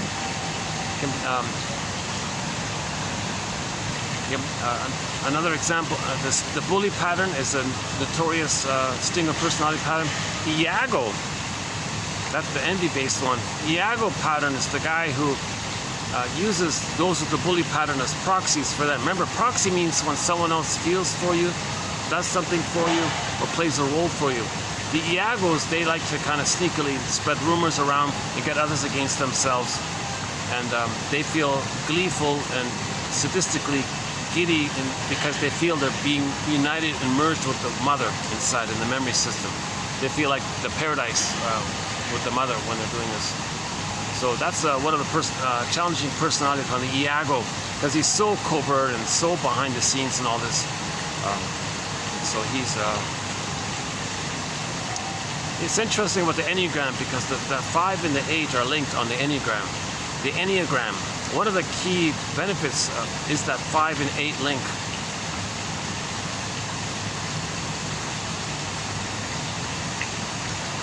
I'm talking about the unhealthy 5 and the unhealthy 8. Yes, there are healthy 8s and healthy 5. Healthy people all look the same, basically. It's the unhealthy people that have these different types, right?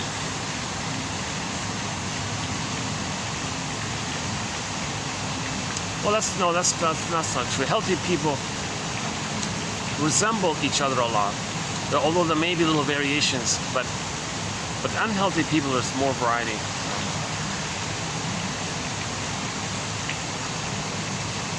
That's a famous quote, right? All healthy families look alike, but dysfunctional families, you got endless variety of it.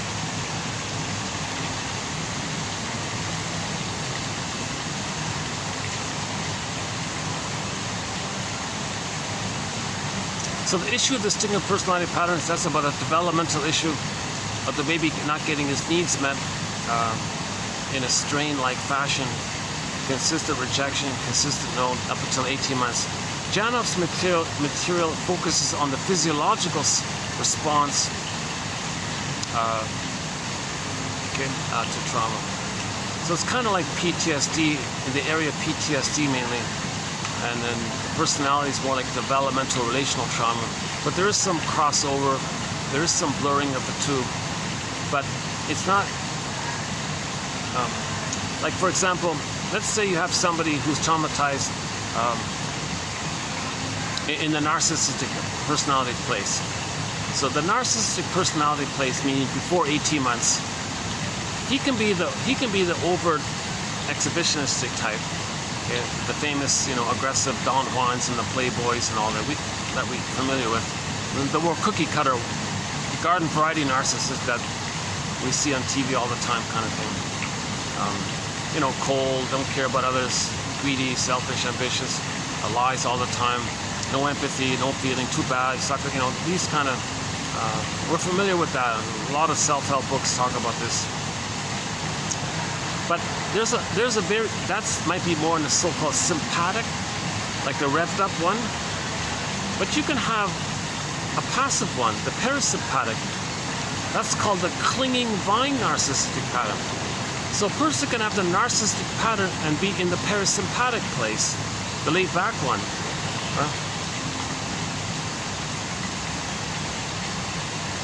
You might even describe like the bully one as the sympathetic one. And like the Iago, he might be more like the placid one, like the turtle one, So you got the turtle narcissistic pattern. Actually, Iago is separate from they're separate. The turtle narcissistic pattern and the Iago pattern are kind of separate. So, but let's just use the turtle one. The turtle narcissistic, the more schizoid one, they could be very narcissistic in their self-sufficient superiority that they could read books and they know everything and they don't care about other people, and they can be cynical in their library status place, right? In their library, with their library book knowledge, fueling their sense of their superiority. But really they're more energy conserving and avarice and withdrawn, like a turtle, so the personality pattern is more about the relationship issue. The sympathetic issue, sympathetic and parasympathetic physiological, it's like all over the place. It can take place with any personality pattern. Maybe even like a healthy person can be more like sympathetic or more parasympathetic, right? It's kind of like a both and situation. But Masterson says, first look at relational trauma, developmental trauma. And any kind of situational issue will kind of sort itself out. So if you do so, in other words, when you mourn, if you can mourn losses, your body will thank you for it. Your body needs to breathe more deeply. Your body needs to cry. Your body will thank you for it if you can admit some kind of loss, face the painful truth, forgive your parents, try their best, ambivalence. Okay, Bruce Springsteen, Independence Day, Toronto on YouTube. Listen to the introduction he gives. So if you go to YouTube, type in the singer Bruce Springsteen, the song Independence Day, sung in Toronto. Just the introduction, yeah, the song, it's a good song and all, but I'm talking about the introduction he gives. You don't see him very well, but the audio is clear. He's talking about forgiveness with his parents. See the ambivalence about them, see them as people. The more you learn of their story, the more they're like people to you. They're members of Homo Traumacus. Okay. So the true meaning of forgiveness is to honor your parents. The true meaning of honoring your parents is to know their psychological story, to find their story. If you find their story, you recognize the reality of things. Now you know what's going on, then you have a sense of identity. When you know what's going on and you have more of a sense of identity, more of your feelings can come back to yourself, because you have feelings, you need an amness. I feel, therefore am. No amness, no feelings. I mean the mammal feelings. If you don't have your amness, you only have the prior physiological stress response of the survival mentality. So we're trying to get back to the quote-unquote more human side of being human, right? Well, today's video, yes. Oh, no, this has not been one of my better videos. Yeah, once in a while I have a video like this, a day like this. Roughly 1 out of 10 videos I would say is smooth. I've had a few good smooth videos, so I keep all my bloopers and mistakes, because the main thing is I want to have a chance to post the quotes. So if you click the more link, you'll see the quotes below. So why don't we just begin with today's quotes here.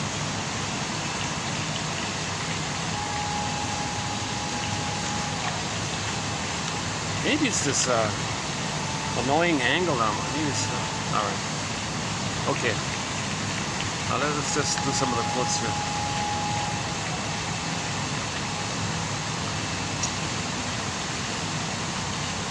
Okay, sometimes the jargon is, so he says we have 3 brains, sometimes he says we have 3 minds, sometimes he has lines, like first line, second line, third line.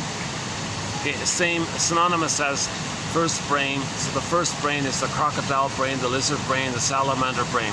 Okay, it's just sensations of the instinct for survival and reproduction. There's no love or affection or pleasure or joy or mourning, or it's just cold-blooded kind of stuff, right? That's the physiology side. That's the first line. So sometimes he'll say first line trauma. First line trauma means that. Second line trauma, it's like the emotional area in your mammal place. And then third line is your thinking place. And you want the 3 lines to have like a line between the 3 lines. You want some kind of fluid harmony between the 3 brains. He calls that ability, the more you have that, the more conscious you are. The less you have that communication and rapport between the 3 brains, the more unconscious you are, kind of thing. So, let's see here. The access to first line consciousness. So first line consciousness, that's the brainstem. Okay, the access to first line consciousness, that's what primal therapy is all about. The access to first line consciousness is one of the major contributions of primal therapy to healing the soul. This access means there is no exchange of one symptom for another, as so commonly occurs in other therapies. Oh, by the way, this video is a little different here. Now, this video comes from a book called Primal Man, which Janoff co-authored with his buddy, a guy named Michael Holden or something, and no relation to the singer. So these quotes are from 2 authors, Janoff and Holden. So it's a little bit split like this. Yeah, so Janoff has 16 books. The first one was Primal Scream. Then he had the Primal Man, the Primal Revolution, the Primal Healing, the new Primal Scream. This is from the Primal Man one. So some of the quotes are from his buddy there.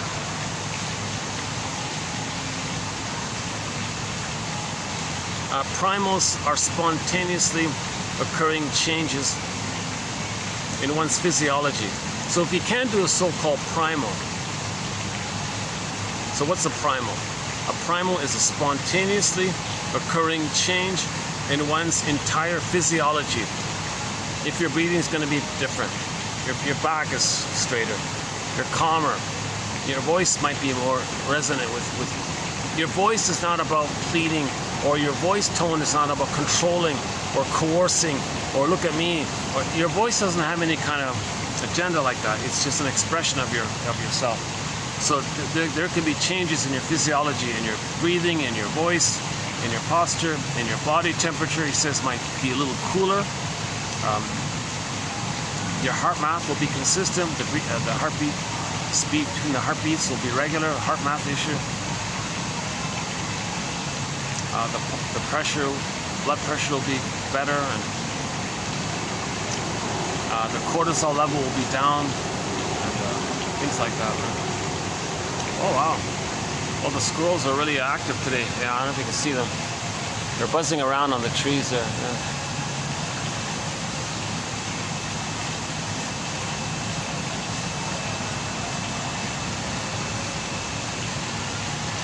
Okay, next time I come, I'm gonna just use one of the other. Maybe I'll change my spot. All right. Okay, next time I come, I'll just ask them if I can move the chairs back. All right. So that's the whole unique thing about Janov, the so-called primal therapy. To rebalance our physiology kind of thing.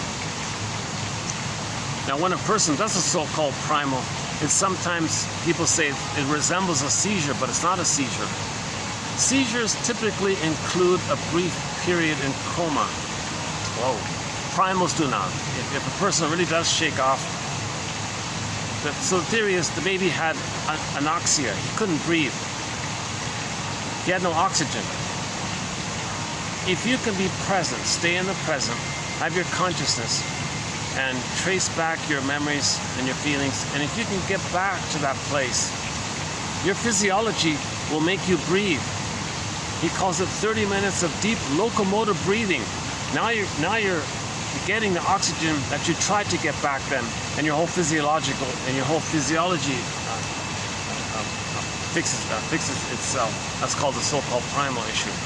But to get there, you got to be conscious that you know that there's oxygen in the room, and you know you're feeling some early trauma, and you're going to process it, integrate it into your consciousness, make conscious the unconscious. Primals are followed by clarity. Oh, sorry. Again, seizures include a brief period in a coma. Okay, not with a primal. So if you're doing a primal, you're not going to get into a coma. So in other words, primals are not seizures. That's what he's saying. Seizures are followed by a certain level of confusion. Not so with primals. After a primal, you have clarity with lucidity of thought. You know more. You have insight. I understand now. I'm clear now. Makes sense. Things make sense now. During a seizure, one does not have normal access to the third brain. So if you're in a seizure, you're not aware. You don't know where you are anymore, right? You're lost. You don't know where you are anymore. During a primal, one is awake and conscious. You're awake and you're conscious. You're not back in the past. You're in the present, but you know you're going to feel something in the past. You're doing the two there, right? There is access to normal cortical function. A primal is a conscious experience. Okay, so a primal is a conscious experience. You want to bring to your consciousness the experience and the update of the past. You want to bring it to your consciousness. The bringing to your consciousness is the release of the pain in the past.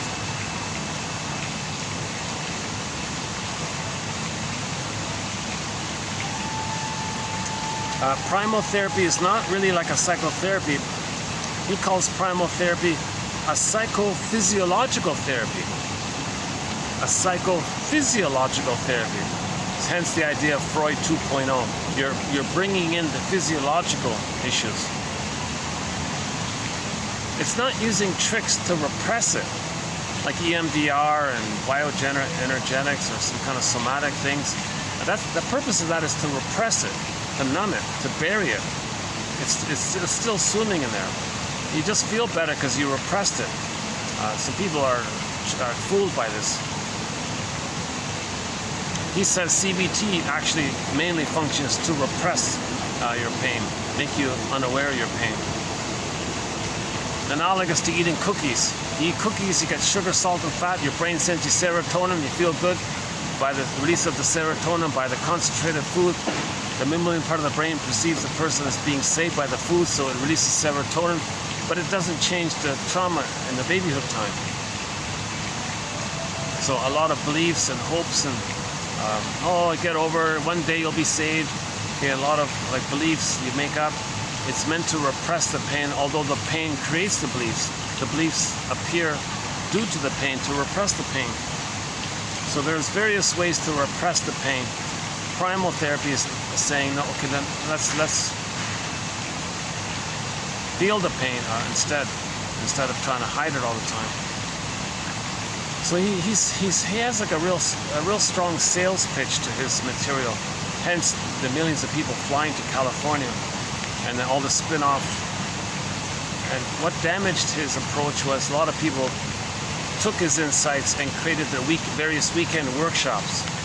So people would try to do it and they would do what's called abreaction, where you just blew off steam that you build up from your fear of a primal, from your fear of feelings. You feel pain, and from the pain that comes about due to your fear of feelings, you have this pain. That pain builds up steam. If you act out from the steam place, that's called an abreaction. That's not healing. But people think, oh, maybe we're healing because it's dramatic. You're beating the pillow, you're screaming, you're flailing on the floor, whatever. If it's not coming from an experience and it's just something you think you should do, this looks dramatic, maybe this is what I'm supposed to do. The workshop seminar scam leader, the used car salesman said beat the pillow, and it's like mock therapy or pseudo therapy.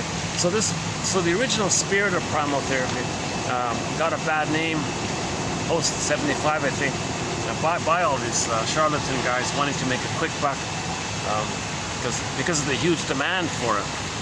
But he couldn't supply, hence all the spin-offs. At the same time, I'm not convinced Janoff really truly did allow people to have these thousands of primals that he claims. Amazing testimonials, but some of these testimonials to me sound like actors. A lot of people, I think, wanted to learn how to express their feelings more because they want to play a part in a film. So and people surrounded by that, how are you going to feel safe to really experience it? So there's some truth to it. So what he's saying is, you're preaching to the choir. You basically agree with what he's saying. The question is, how do you get somebody to safely re-experience that? So psychoanalysis says no, you can't quite do it like that. Nature is the healer. Just give yourself insights, notice your patterns. What are you repeating? Okay, what are you repeating? What pattern do you have? What are you chasing symbolically?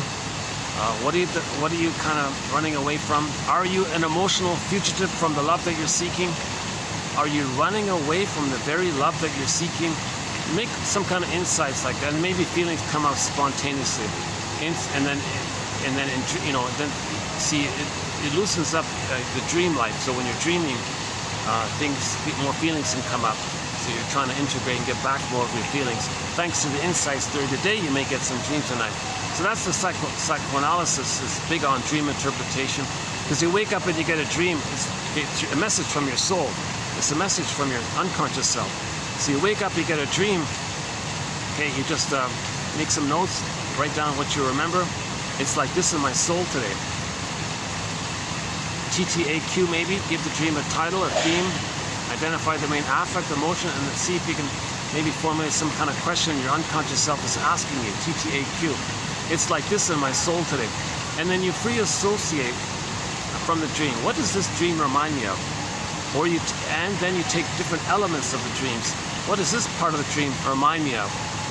Okay, so it's bringing stuff to your consciousness. Okay. So Hermes is a messenger. So the image is Hermes is delivering a message to you from the unconscious to the unconscious to the conscious. Okay. The image is Hermes is a messenger of that, or a bird flies across, kind of thing.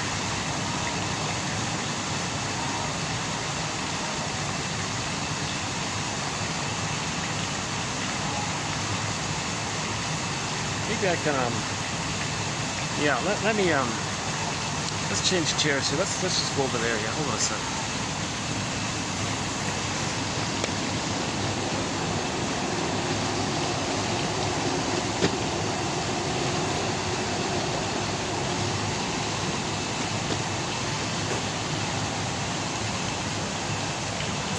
Okay, now that those guys are gone over there, I'm not bothered. Okay, yeah, let's do this, yeah. Okay.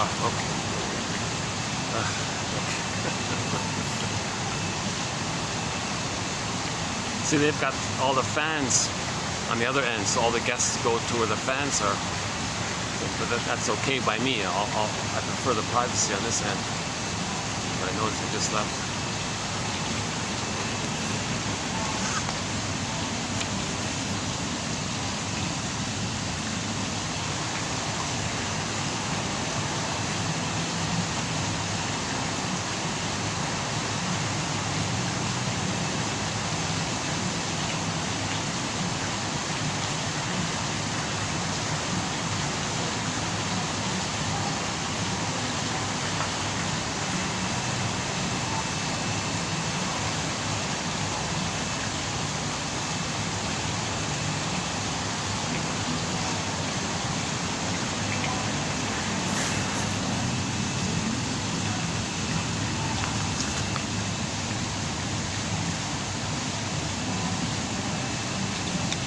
Primals are spontaneously occurring changes in one's entire physiology. Okay, neurosis is a disorder of feelings. It evolves in relation to painful experiences in infancy and childhood, which are causal in splitting the three levels of consciousness, one from the other. Implied in this formulation is that brain mechanisms exist which can and do carry out this gating or blocking function such that limited learning results. There's neurophysiologic data supporting the existence of a tripartite consciousness and the systems which gate between them. Each of the three brain-body zones is associated with a contribution to the total consciousness of the individual. Again, each of the three brains, each of the three minds, each of the three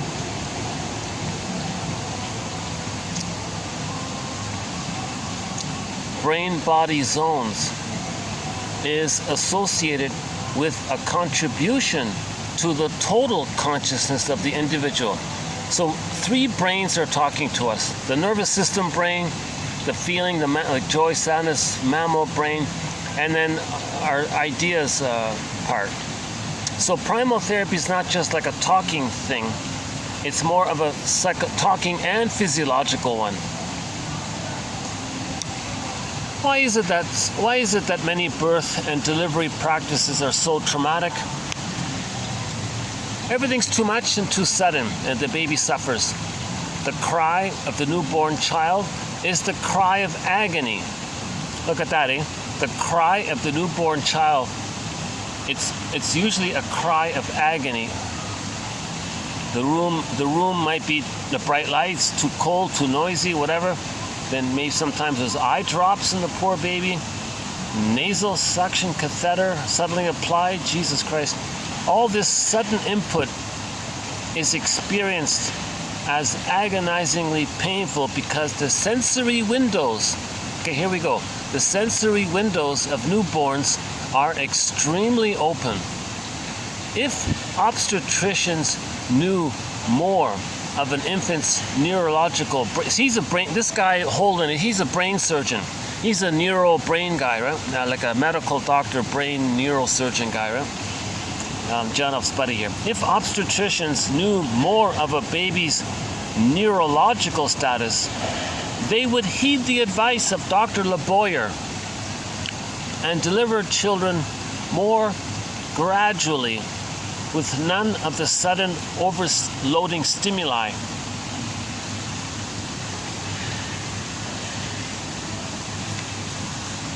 Okay, trauma makes the baby neurotic. The pain then gets rerouted into symptoms or acting out.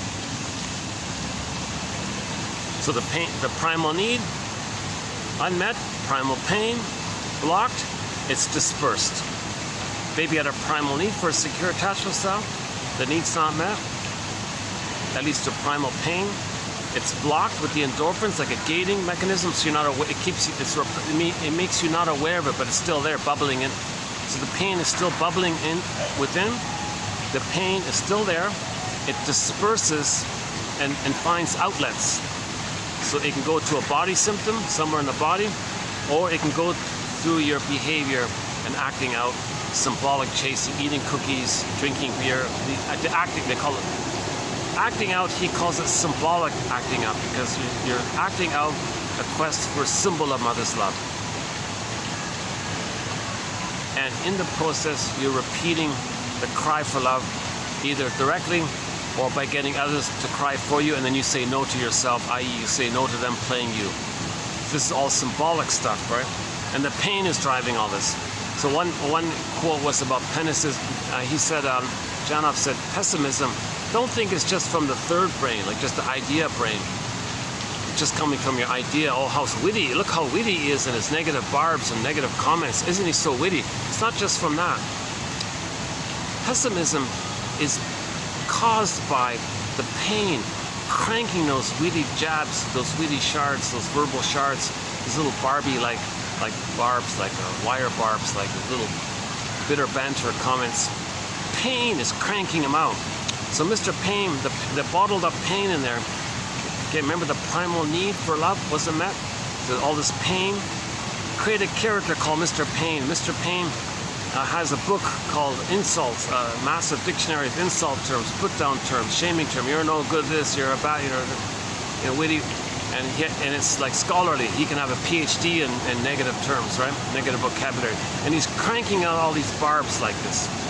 So pessimism comes from the pain. Pain is creating all these pessimistic comments, okay? So it's a physiological issue. So pessimism isn't just psychological, it's psychophysiological. It's psychophysiological. So Janov is emphasizing his physiological side. A missing piece of the puzzle here. Look how serene and peaceful this swan looks, eh? Look at that.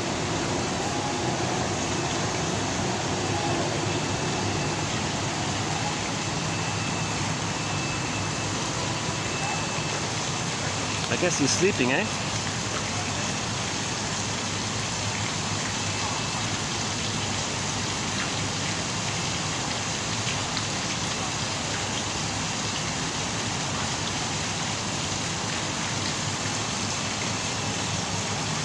Hello, bird.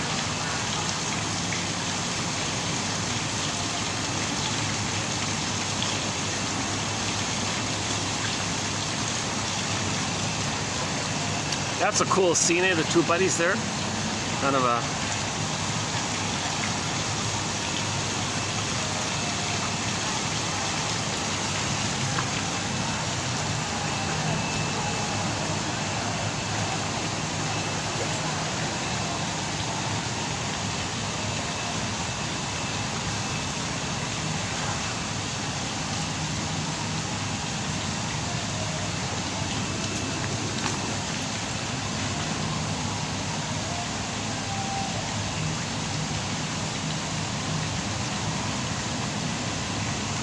Here's an interesting quote by Holden.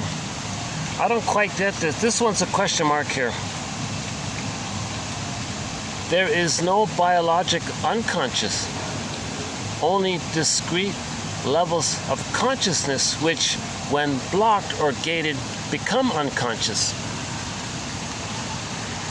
So we're meant to be more aware of our physiology. We're meant to be more capable of converting our sensations into feelings, into thoughts, and have it like lined up like this.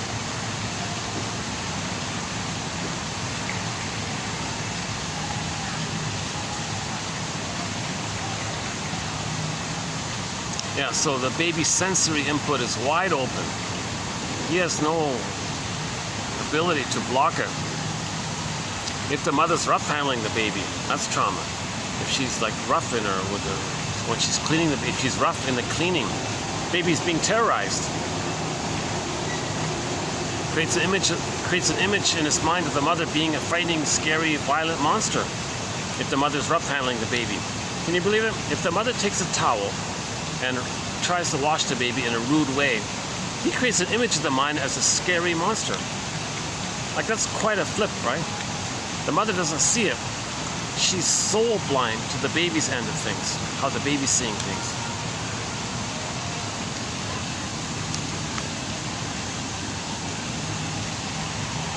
Okay, that's just the tip of the iceberg there. And then you got the procedures, like the forceps and the massive anesthesia and the epidurals and all this stuff. The removal is the key one. So the key one is leave the cord. Again, barring emergency and all, leave the cord, leave the placenta, hand the baby to the front. Baby's looking on the bosom. He's looking for the nipple. He expects it to be nearby. He'll search for it. He'll suckle and latch on. The hormones are there. And the nerves in the child line up and fizzle in with the nerves in the nipple to the mother to the front. And then there's a cable there of communication. This cable is part of the overall psychosomatic of the skin to skin, and the third part is the loving gaze in the eyes. So he needs that for 4 to 5 months, this blissful oneness with the mother. A blissful oneness with the mother for 4 to 5 months. Leave the cord, leave the placenta. The cord and the placenta belong to the child, still pulsating, still sending oxygen. He's making this huge transition from the water world to the land world. It's like a whole new world, right, for the baby. He's in the amniotic sac, eyes closed, floating around. Now he's coming out in this whole new world kind of thing. So give him all the support he can. If there were little complications, he's going to need the support of the secure attachment style so the mother can heal. The mother can heal any kind of discomfort that the baby had. If the baby's distressed in the uterus, distressed at birth, and then removed, oh, he's a goner. Oh, and then put into a special, and then someone gives him the CIRC procedure. Oh my God, that's extreme violence on the baby.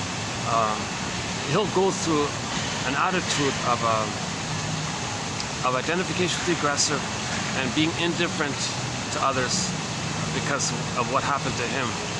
Because how could somebody be so soul blind to inflict such a cruel thing on a baby?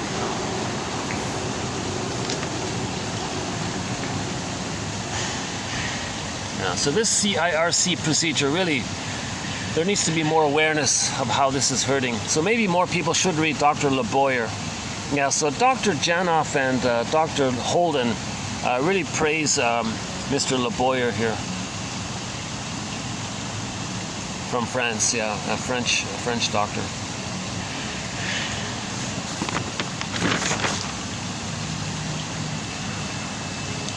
We need a fluid interchange of feelings and thoughts, harmony between right brain and left brain.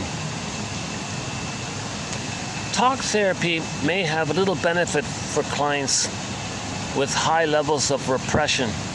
The limbic brain, where the trauma originated, is ignored. You cannot, basically, as an analogy, talk feelings with a lizard.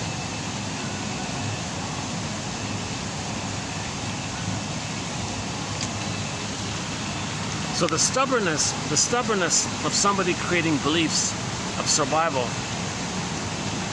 the stubbornness of that is like the stubbornness of talking to a crocodile. Because to question somebody's narcissistic belief or entitlement beliefs, am I greedy, your greed, principle of discovery, it's very difficult because those beliefs were created by the pain. Okay, perverse thinking is created, perverse beliefs is created by the pain. Those beliefs are there to numb the pain. No one wants to feel that pain. So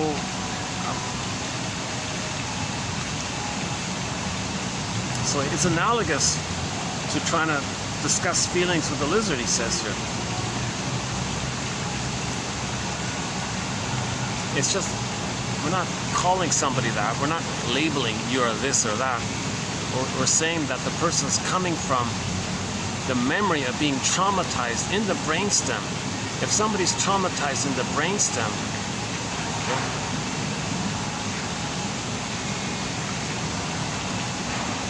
plus the personality development is fixated prior to 18 months, leading to one of the stinger personality patterns. You put those two together, they're going to have a lot of bizarre beliefs to repress the pain. Now, these bizarre beliefs are there in the uterus, little God, okay? The humanist, others can have it. If they reject the human side of being human and they think it's only about survival, that's like talking to a lizard kind of thing, right? That's what he means.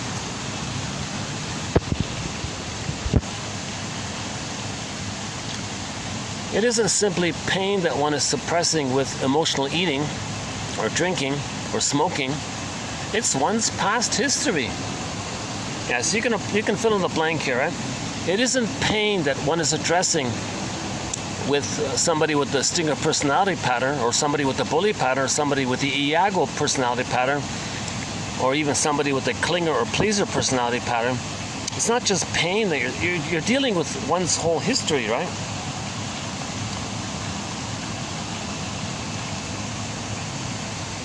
Okay, here's the one about the beliefs. When the cortex is activated by upsurging feelings, the third line brain gets busy. Okay, remember the 3 lines? So the first line brain is the lizard, the second line brain is the chimpanzee, and the third line brain is our thinking cap. Our thinking, okay? So the third line brain, our thinking cap, the new brain in other words, it gets busy. It races. It manufactures ideas and beliefs. And in general, does what it can to attenuate the onrush. The most recently new added song to our collection is Olan, O-L-U-N, by the singer Sertab Erener from Turkey. Sertab, S as in Sam, E-R-T-A-B, T as in Tom, A-B, Sertab, S-E-R-T-A-B, Sertab, E-R-E-N-E-R, however, I'm not sure how you pronounce her family name, maybe Erener or Erener or something like that. She has a song called Olan, O-L-U-N. She said in the pain of the breakup, her mind was flooding and racing like a rushing river. That's pretty good, right? A singer had that intuitively, that her mind was racing with thoughts. It's trying to attenuate, it's trying to repress, it's trying to process. Okay, so the loss, the end of the relationship, okay, so that's the separation anxiety. Losing somebody you love triggers maybe the loss of the mother, or any kind of loss going to trigger previous losses, and a lot of pain comes up. When a lot of pain comes up, the third brain rushes with ideas. So now you got a rushing river of ideas, trying to attenuate, trying to numb, trying to process, trying to understand. It's doing both. It's trying to numb the pain you can't process, trying to process. If you can't process, so the brain is busy, right? When the cortex is activated by upsurging feelings, so the breakup in the song, so look up the song O-L-S-U-N by Sertab. It's a pop, it's a rock ballad. It's a rock song. It's a rock ballad. You know, it sounds like you know, like any kind of, pick your favorite rock ballad, something like that, right? It's sung in Turkey, the Turkish language. Yeah, it's sung in Turkish, but there are English subtitles. Well, you can easily look up the subtitles. Right? If you search, if you Google it, the English translation is available. When the cortex, the new brain, the third brain, when the cortex is activated by upsurging feelings, okay, so the first 2 brains. So in other words, you're triggered. The end of the relationship, you're triggered, right? The third brain gets busy. So if all this ruminating and processing and thinking, what's this, what's that, okay, all this stuff it races to manufacture ideas and beliefs. well, maybe one idea, well, didn't eat them anyway, sour grapes, if they can't feel the pain of it. Or maybe they'll be more reasonable. Yeah, I was trying to change them, they were trying to change me, we weren't mature enough. They're just processing based on what knowledge they have. So if you have more knowledge, you'll be able to process it more, right? You won't necessarily need to deny it if you have knowledge that you're losing, that the present loss, they didn't really hurt you. The pain you're feeling was just triggered up by the present loss.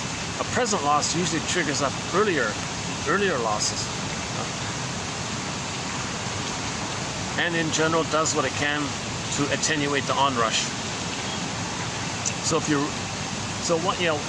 somebody had a painful childhood, they may ruminate, reminisce a lot, and think about the past a lot because they never really lived it. The shrink in the Greenberg film said, "You have trouble living in the present." So not a very good film. I don't recommend it, honestly speaking. But there's a film called Greenberg. But there's a good line in there. Maybe it's worth the whole film just for that one line. It's this. The shrink said to the guy, "You have trouble living in the present. So you linger in the past, dwell in the past, because you feel like you never really lived it. Couldn't process it, too painful. You didn't have a happy childhood. So you're reminiscing, pathological nostalgia, pathological mourning, trying to process it. It's the onrush of feelings.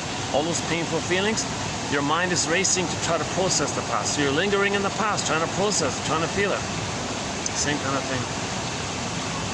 Clients who talk and move constantly," next quote here, "clients who talk and move constantly, unreflective and prone to overreact to the smallest inputs.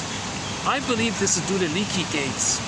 Input from the limbic system pushes upward into the cortical regions." So here's the theory, right? The child has all this pain, but he gets to not feel it. The brain's going to send them endorphins. If the brain can send enough endorphins to the baby, then he doesn't feel the pain. Okay? There's a pain so utter, it swallows substance up his soul, and then he goes in a swoon. The swoon is like a gate. It's like a spongy umbrella of numbing chemistry, like he's drunk. He's in a swoon or something. So the baby's going to be drunk. He's going to sleepwalk through life. So he's not loving life. He's not happy in life, but he's not feeling the pain. He knows there's pain, but he doesn't feel it. Well, I feel it, but I don't really feel it. It's there, but I don't feel it. So that's the gating. It's repressed. He does feel the pain, but he's not aware that he's not conscious of it, but it's there. The pain is there, but he's not conscious of it. So that phenomena, the jargon is gating, like a gate.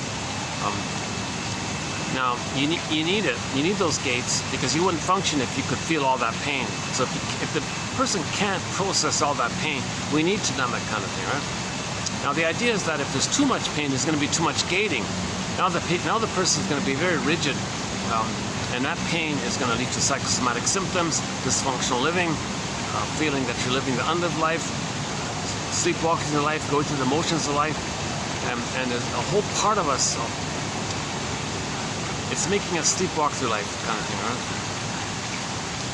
Because we're disconnected from ourselves. Because in that pain place, it's the memory of our true self. It's keeping down our real self, who we're really meant to be had we been loved. It's buried in there. So the pain is in that area. So we don't know ourselves, kind of thing. So at midlife, we address some of this stuff, right? Because usually at midlife, there's an onset of this. Something about midlife, something about halfway through life. First half of life, second half of life. So at the second half of life, it's like a new life, the second half of life. That's called the hero's journey, or the second journey midlife. Okay. Midlife audit, the midlife examination period. Whether or not there's any kind of midlife crisis that initiates it, usually there's some kind of hunch that something's off, something's missing. Maybe a person makes a lot of Freudian slips, says these rude things, like little burps, like frogs. So Woodman's image is that in the unconscious, the dark, unknown, there could be frogs in there, ponds and frogs. So you're talking to somebody in midlife and whoop, a frog burped out. You said some rude thing it wasn't appropriate. It's just because you felt safe with the person, and your unconscious it's leaking out like that. So it's letting you know there's a lot of repression there, a lot of pain from the trauma. So you might say some kind of rude thing to the person in the present. That's because you've had all this pain from the trauma, and at midlife, it just kind of burped out, like so-called Freudian slip kind of thing. So that's like a clue. That's like a clue. So it can be a hunch that something's missing. One guy's hunch was he was divorced after a 30-year marriage, he said. And he said, like, he acted like nothing was happening. He said to himself, aren't I supposed to feel sad? There's a huge loss here. 30 years of life with the person, and I feel nothing. There's something wrong here. So he had that sense that there's something wrong, that he couldn't mourn. Another guy couldn't feel pleasure. Another guy had the Freudian slips. Now the Freudian slips can go to the body. The frog leaps can go inside, and it can get to a physical symptom. So a guy says at 45, gee, why do I have this physical symptom here? So it can go to the body. So those are clues. It's like coming to us. So that's Poseidon saying, Odysseus, you're going to listen now. Come on. Odysseus said, never mind. I'm going to play infantile God. But Poseidon said, enough of this. Enough of this. You're lying to yourself. So neurosis is we're always lying to ourselves. Neurosis means we're always lying to ourselves. Poseidon, meaning the energy of the unconscious, the energy of the person, the life force of the person is saying, no, it's too much. So Odysseus got it. He said, yes, I've been lying to myself. What's the truth here? Okay, go to the underworld. Odysseus went into the underworld. A metaphor that he saw that in the unconscious, the hell is the emotion of shame. So he was shamed. And who shamed him? He saw his mother. In the hell, in the underworld, Odysseus saw his mother, Jocasta. So Jocasta means the mother used him as a baby to comfort her. And then she betrayed him. Okay, that image of the mother betraying him, he looked in the hell scene, he saw Agamemnon. Agamemnon, that's a symbol of somebody betraying them, their feelings. All metaphor, not literal. And then he looked in the distance, he saw Sisyphus. Odysseus looked into Sisyphus' face, and he saw that it was his face. So mother betrayed him, and then he betrays himself, and he's looping around like this. And Odysseus is going, oh my God, I get it now. I gotta find myself here. I'm betraying myself. Mother betrayed me. I'm betraying myself, and I'm just looping it around like this. And I'm denying my soul by playing infantile God all the time. Well, thank you, Poseidon, for telling me this. So now I gotta find my inner home. So Odysseus went on this 20-year journey called the second half of life. Lots of temptations to give up.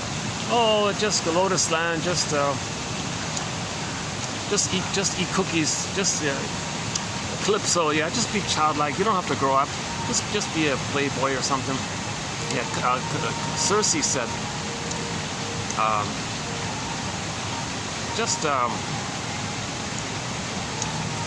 just lose yourself in your mind. Who cares, kind of thing. Yeah, and the siren said, yeah, it's too much work to find your soul. Just give up. And so Odysseus tied himself to the mast, put wax in his ears. No, I want to find home. I want to find Ithaca. All these temptations to give up. Numb out, drink, stay childlike, be a playboy, just be rude or something. He said, no, that's the first half of life. The hero's journey is to find my inner home called Ithaca. Okay, we all live in a psychic house called the Soul Castle. In the Odyssey, it was called Ithaca. So Odysseus finally got home after a 20-year epic journey. He got home, a little delay there and all this, and Penelope came back. His feelings came back to himself. So he was reunited with himself. Okay, so Odysseus was reunited and got back his soul. That's Penelope coming back. So he lost his Penelope, Penelope came back. That's the I feel, therefore I am. For women, for ladies, is when Miss Core got pulled down, when Miss Core came back up, when the woman's soul came back to herself, her sense of embodiment was called Persephone. So the image of Persephone for women in women's groups, women's circles, talking stick circles and all this, the revered character is Persephone. Okay, that's the image, that's a powerful symbol that a woman can get back her feelings, her sense of embodiment, Persephone. So originally it was Miss Core, same thing, comes back, it's like a new person, like a rebirth, a new life like that. Now the beginning of that, that's called the virgin birth. Once you recognize the loss, that's the potential, that's the virgin birth, and now you want to get it back, that's the return of yourself. Okay, so these religious stories, they're metaphors for psychology. Once again, whenever we make reference to religious stories, John A. Sanford, etc., Mel Farbern, all these, even John off. We're talking about when religion is being used as a tool of the Pilgrim Thunder system. Okay, so again, back to 2725, part 3 of 3, the 7.5-hour video on that one there. Yeah. Choppy video today. I don't feel like I gave a smooth. Some videos are a little smoother. I feel like today I'm kind of scattered a little bit today. Sorry about that. I hope some parts are okay. Okay, let's finish the quotes here. A pipe smoker may spend his adult life sucking on a pipe and never feel his oral need deprivation. The pipe is a symbol, like a teddy bear. The pipe is a symbol for the nipple, right? The strength of the adhesion, the attachment, the strength of the, like sticky, like a crazy glue, right? The strength of the adhesion to the symbol is a direct result of the amount of pain involved in the deprivation. Yeah, so the more the baby's traumatized, the more he's going to cling and clutch to his teddy bear, right? So likewise, he's going to cling and clutch to the cigarette or the pipe or something. I wonder if Janoff was making a reference to Mr. Freud there. I don't know. So to emphasize this point that babies are looking for the nipple, if the nipple's not there and you get the rubber nipple, Jesus Christ, that's a trauma for the child, to give the child a rubber nipple and the baby's crying, oh, I don't want this. And the mother takes the rubber pacifier, dips it in honey. Oh, here you go. Shut up, baby. Whoa, huge shaming. That's an immense, deeply burning, shaming feeling. That's a mother's hate on the baby. But the baby's going, oh, sugar, honey, concentrated. The brain releases soothing. It's a trick. The mother's tricking. The mother's betraying. It's called a betrayal trauma. The mother betrays the baby. When the mother dips the rubber pacifier in honey and gives it to the baby, she's betraying the child. The child expects the natural breastfeeding. Mother says, no, I want to go to the office, look sexy, and tease the guys at the office because I have fun playing power games with the guys who made fun of me. Now I notice that after I gave my... So one story was the woman had delivered the baby, and the father said, why aren't you nursing? Why aren't you breastfeeding? Oh no. Here's the powder stuff. Give them the powder. I don't care about this. I want to go to the office and jiggle around and tease the guys and have power over them. So that's called seduction as power. So traditionally men had the power of the women. Women use seduction as power to compensate. She was playing petty power politics with the work colleagues at the office, and she traumatized her own baby for that. The father sunk inside. He had this horrible sinking feeling. He said he had no idea how cruel and what a rotten mother his wife was. And that broke the marriage, apparently. Something like that, right? That quote was from 3 years ago. I remember that, yeah. Another woman said, oh, I'm not going to breastfeed. She put it in a pump and then let somebody hand why are mothers betraying the babies like this? Well, when they're communicating that when they were a baby, their mother betrayed them. They're communicating that when they were a baby, they were betrayed. If they're betraying their children now, they're trying to say, when I was a baby, I was betrayed. They're showing up the mother. Look, world, my mother betrayed me. See, I'm going to communicate my mother betrayed me, not with vocabulary, with behavior. I'm going to repeat it in my behavior. It's called action language. She uses her actions to communicate the language that she was betrayed. Okay, Bergler calls this a negative magic gesture. It's a negative. So hurting her baby, magic gesture. Really is going to change the past? Yeah, it's nonsense. So that's symbolic acting out. Where did that come from here? This came from the pipe one. Okay, so the pipe. Okay, yeah. So he's making a link here. The more pain, the more deprivation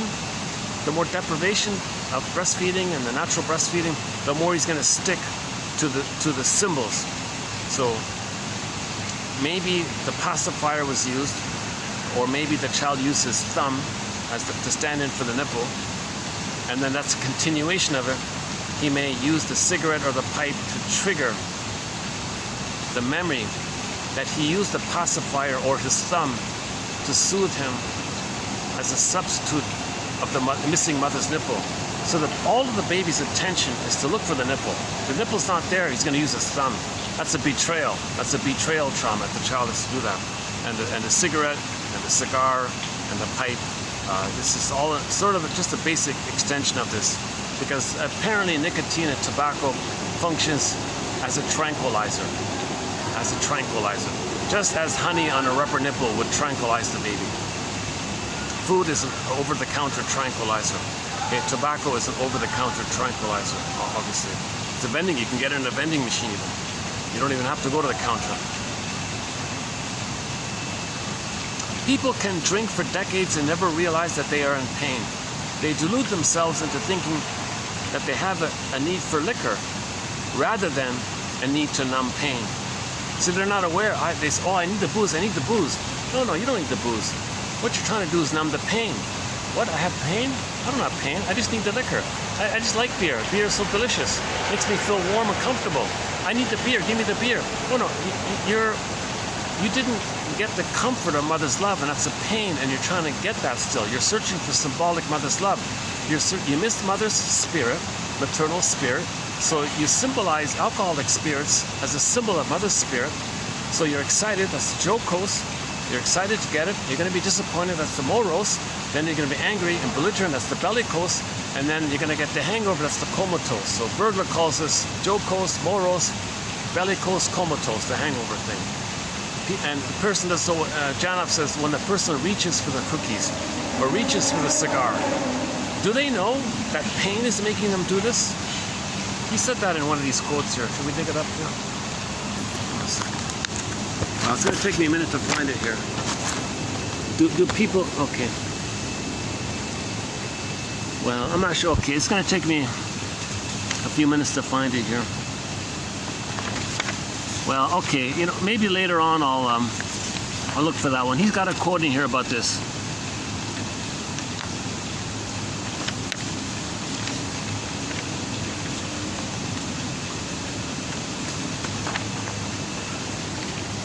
Okay, let's maybe at the end I'll just run through some of them at the end.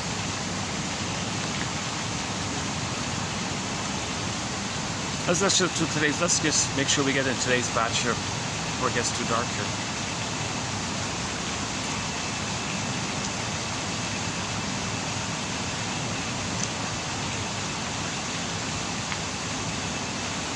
Perception is an organic, holistic process which becomes blunted with pain. If inner realities cannot be perceived because of their load of pain,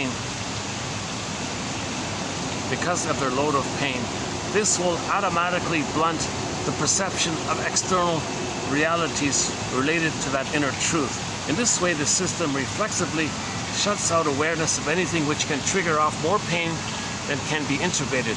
The deeper the pain, the less perceptive we become in those related areas. Oh, the music's on.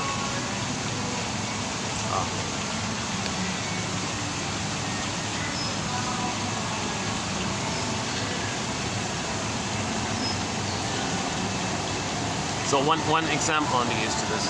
One example of this was the mother had a need to be loved. So she parentified the baby. She used the baby to comfort her. She stuck to the baby adhesively like glue, like a teddy bear, and brainwashed the baby to take care of her, respond to her, be attentive to her. So when the mother had a baby, she said, at last, somebody's going to listen to me, do what I say, respond to me, respect me, and never let me feel alone, etc. So she parentified the baby. So her need for this narrowed her perception of the reality of the pain that's being inflicted on her child when she's doing this. So that child was in an immense amount of pain when the mother did this. And the story was there was a photograph, a family photograph.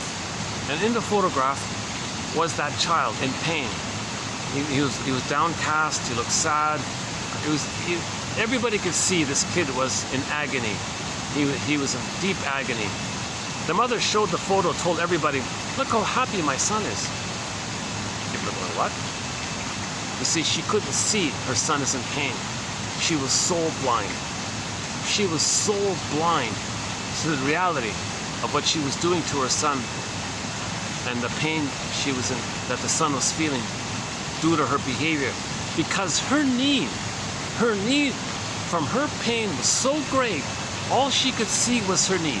All she saw was her need, and she couldn't see the reality of the effects on her child.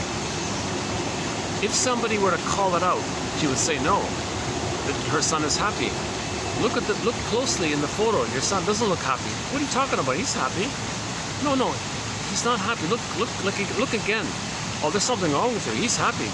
She literally couldn't recognize it, because if she were to admit it, if somehow she could get to see it, okay, whoa, it would bring up her pain.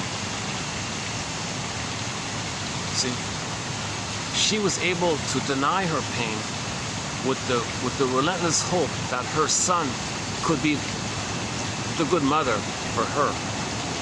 You see, so she had this constant need to be mothered herself, and she brainwashed the child to always attend to her and take care of her. So of course the son had a mother complex. So of course she ends up with a mother complex. And the mother, by the way, doing this is called the Jocasta complex. A mother who does this is said to be using the Jocasta style of mothering. Some people call it passionate mothering. That's not very clear. What do you mean passionate mothering? You're like over passionate too, yeah. And it slightly implies it. It's better to say Jocasta. So Jocasta, when a woman uses the Jocasta style of mothering, it means she's using the baby to meet her needs. In the process of doing so, she can't see the reality of the pain being inflicted.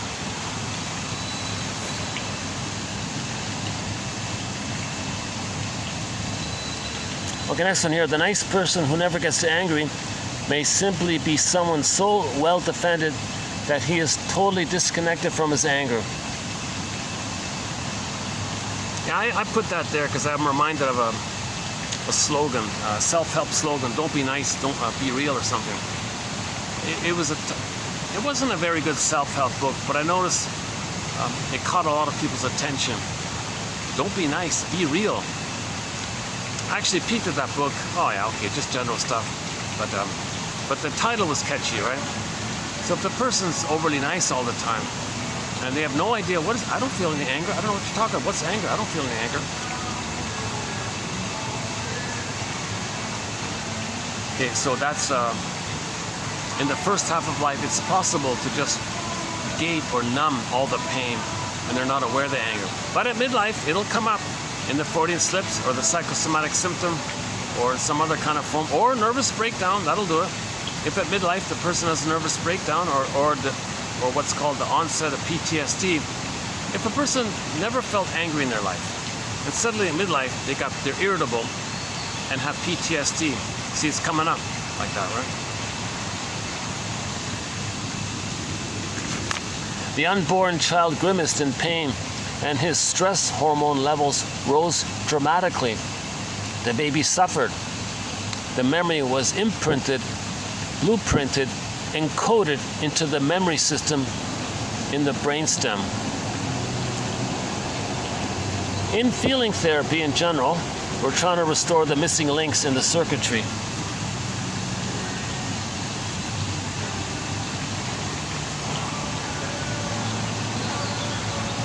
Yeah, so make the unconscious conscious. So when the baby's traumatized early on, he's not conscious of it.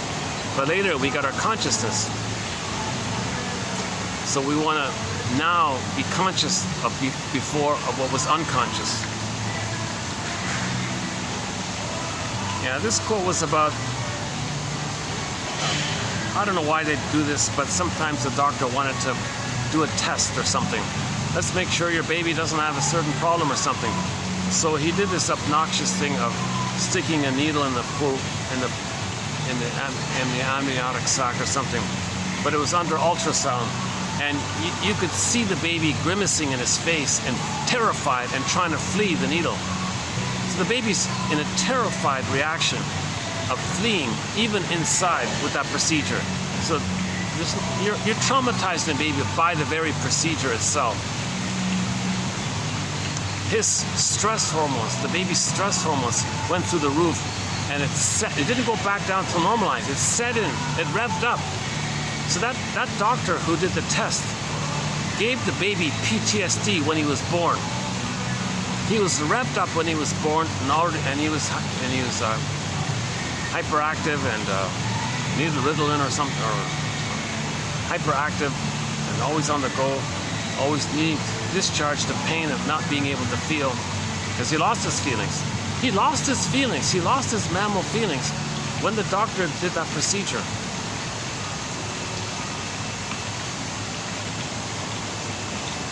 I haven't included this, but Burglar has a thing called the various baby fears. The mother's rough handling, the mother smothering the baby with the breastfeeding. Like if the baby's not hungry and the mother says, no, look at the schedule, feed now. No, I'm not hungry. And she's forcing the rubber, if the mother's force feeding the baby, that's traumatizing. And if the baby's angry during that time, he thinks he's being poisoned or something. What is it again? The rough handling one. That's a long time ago. I forgot that one. You know, I didn't even include it because I'm not really familiar with it. But Burglar talks about these various fears that the baby develops by a mother's rough handling and mishandling.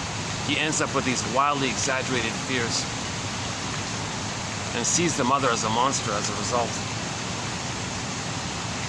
So he goes through life with survival mentality, the jungle mentality. Okay. So he lost the quote-unquote more human side of being human. So usually you can see this when they're older. They become bitter, stingy, grumpy curmudgeons, not elders, not generating and contributing to the wealth of others and everybody, not just some, not in an either-or way. It's for everybody, right? Oh, here's a group coming in. Yeah, I should probably leave soon here. What is it? What's 5:40? Oh, they're gonna go inside. Okay. Yeah, they got the restaurant has an indoor part, 2 levels on the inside.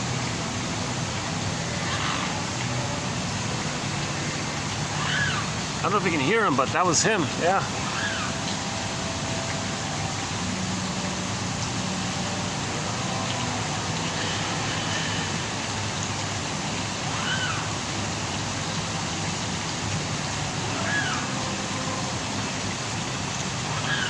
Well, he's calling for something. I don't see him in pain or agony. He's probably just saying, hey, isn't it time for my feeding? What's going on here? Now these birds are very pampered, I noticed, yeah. The swans are pampered. They got rabbits for the kids and peacocks at the other end of the restaurant. They have these 2 nice peacocks.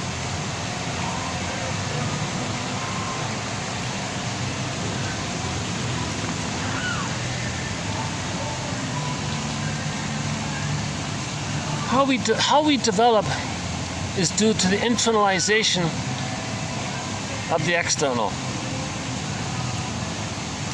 Okay, so one simple example is, right, so for example, one person may develop a cynical outlook in life, believing that life is, miserable because life was miserable in the womb. But more generally speaking, it's called object relations theory. The baby creates an intrapsychic world via or by the interpersonal interaction with the mother.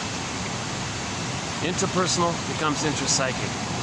The baby has an interpersonal relationship with the mother, a back and forth with the mother. If it's painful and all this, misattuned and all this, he creates a memory of it, a mapping of it, a blueprint, a stencil, a schema, a script, some kind of set imprints sealed in with various chemicals in the neural system.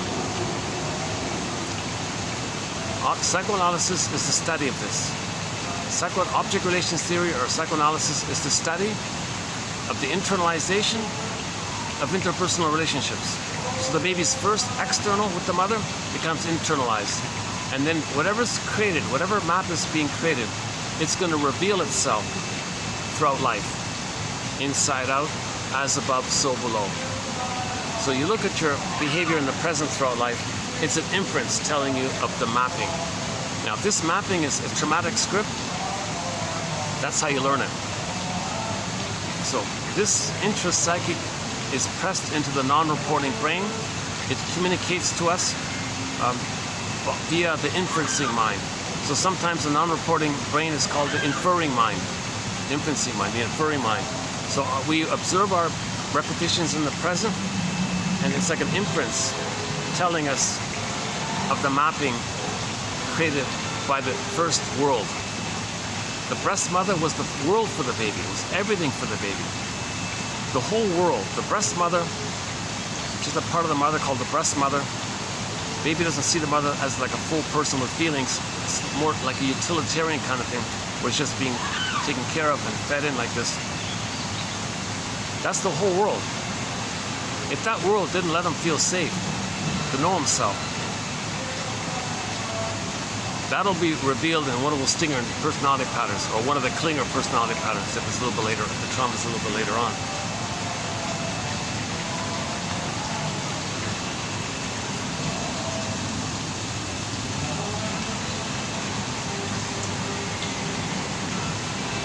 So, if you had a negative interaction with the mother, if the mother was hurtful and all this, shaming him and all this, he'll transfer that shaming mother onto the world, say the world's no good. If the mother was no good, he'll say the world's no good. The pain that's specific, if it's so painful with the specific mother, to deal with it, it disperses and it generalizes. So people who say they this, they that, they're talking about the mother. But it's just too painful to identify the link of the immense pain with the single mother, that single source point, cause point of the pain, and the mother causing that pain, specific one person with the mother. If it's too painful, the mechanism is generalization, disperses and it generalizes. So if the mother didn't listen to him as a baby, he says, nobody listens to me. Oh, they are so rude and cold, no one listens to me. No one listens to you? Who didn't listen to you? Oh, okay, yeah, the mother doesn't listen to me. So you want to convert the they to the who, the specific mother. So from the they to the mother. And we have one of the, actually we have one of the quotes. Let's dig up that one here. Hold on a sec. Okay, hold on a sec.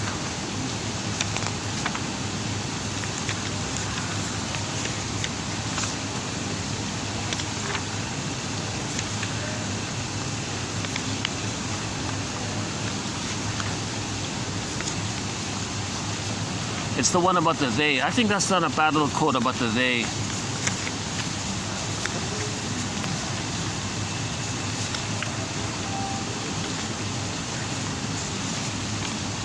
Oh yeah, okay, in the meantime, yeah, my girlfriend doesn't listen to me. Okay, well, feel the hurt. Okay, ride in the vehicle of your feelings, and this will take you back to who really didn't listen to you. So if he says, you know, women never listen to me. Well, feel the hurt, and this will take you back to who really didn't listen to you. Similar idea.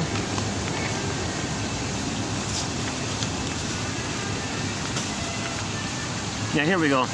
How the frontal cortex, so that's the third line, or the third brain, or the human brain, the frontal cortex. Okay, the ideas and the thoughts and all this. So how the frontal cortex can take, love me, mama, I feel so unloved, and twist it into, they don't like me, they've got something against me. Okay, the they in his head really is mother who didn't listen to him or didn't love him. It is so painful that it is generalized as they.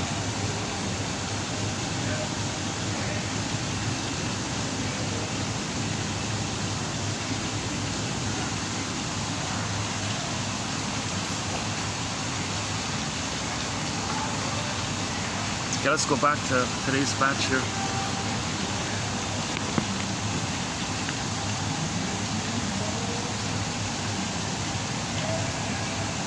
People under stress are easily startled. They suffer from insomnia, perspiration, muscle pain in the neck and back. Okay, that's only the beginning of the list. Okay, so a sign, so anxiety means the baby was terrorized. The baby had a terrorizing life or death experience. The baby thought it was going to make it. That imprint leads to anxiety. So if a person has anxiety, the nervous system is remembering it. It's coming up. Daily life, he's in a constant. So this anxiety can be expressed in insomnia, excessive perspiration. That's my example. Muscle pain in the neck and lower back. Okay, that's only, he had a long list of it. I didn't bother with the whole list. So if you look at this, if you look at the symptoms of PTSD, that's all trauma in the first brain, the first line, the first mind. Okay, the salamander brain, the lizard brain, the crocodile brain. Pick your favorite cold-blooded, whatever, the trauma's in there. Oh, hopefully that music's not copyrighted because it might block it. Oh, it doesn't matter. It's under 6. As long as the video is under 6 hours, I can always trim out copyrighted music.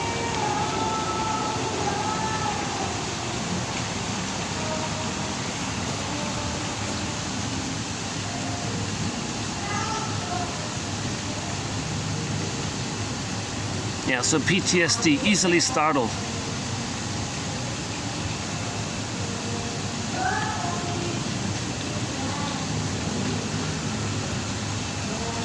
The normal person is conscious of his past, has access to remote memories.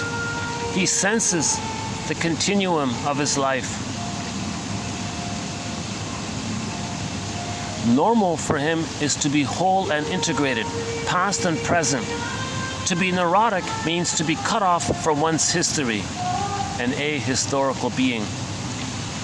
Yeah, think about the plunder system, the pillage and the plunder system. Okay, the short sellers cause so much misery all over the place. They act like, oh, there's no history, and they're still in the present causing more misery. Well, what about the past? So individually,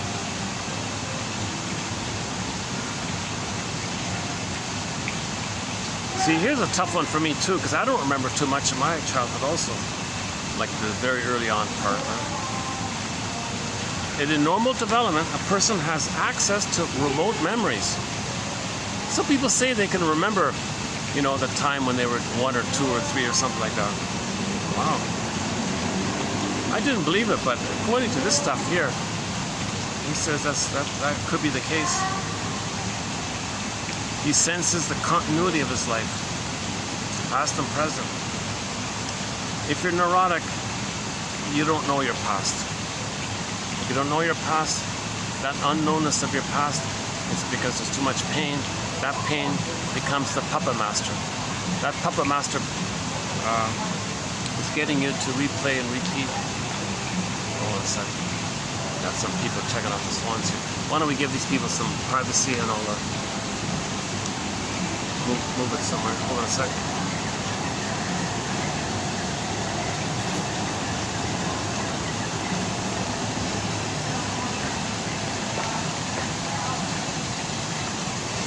I don't want to interrupt a romantic moment between a young couple there.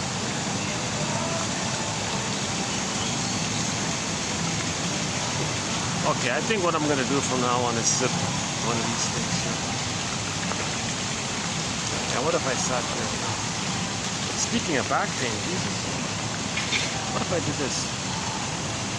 The problem is this is right at the entrance, right? People are walking in, they can... Well, that's, yeah, and I have this worry that people think I might be filming them, you know, if I point. Like, there's the entrance there, right? People walk in there.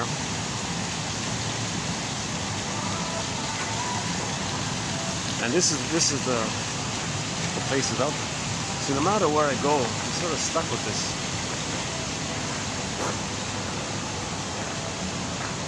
Maybe this might be the this might be the better spot here. What about here? Let's try this. What if I sat here? Maybe I could sit here next time. Yeah, see, I still get the entrance, right? People walking in right in front of me. There's the entrance there, huh?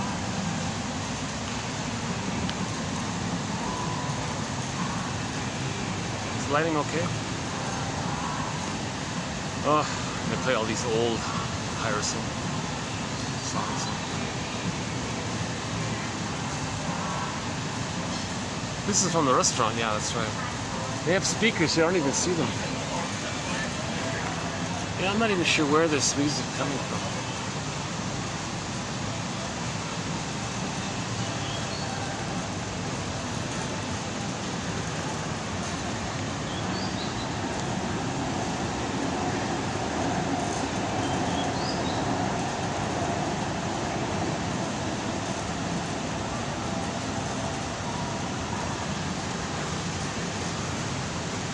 Yeah, tomorrow in the next video, that quote's coming up, where the brain reacts equally to emotional trauma as if the baby was physically traumatized. Can you believe it? The mother doesn't meet the baby's emotional, interpersonal, psychological needs. The baby registers that in the brain in the same way as if the mother dropped him or something.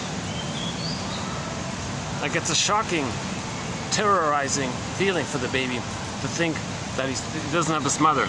So again, the baby thinks he's going to be eaten by some lion or something, or maybe some pterodactyl is going to come and pick him up, or a hawk is going to come or something. I don't know.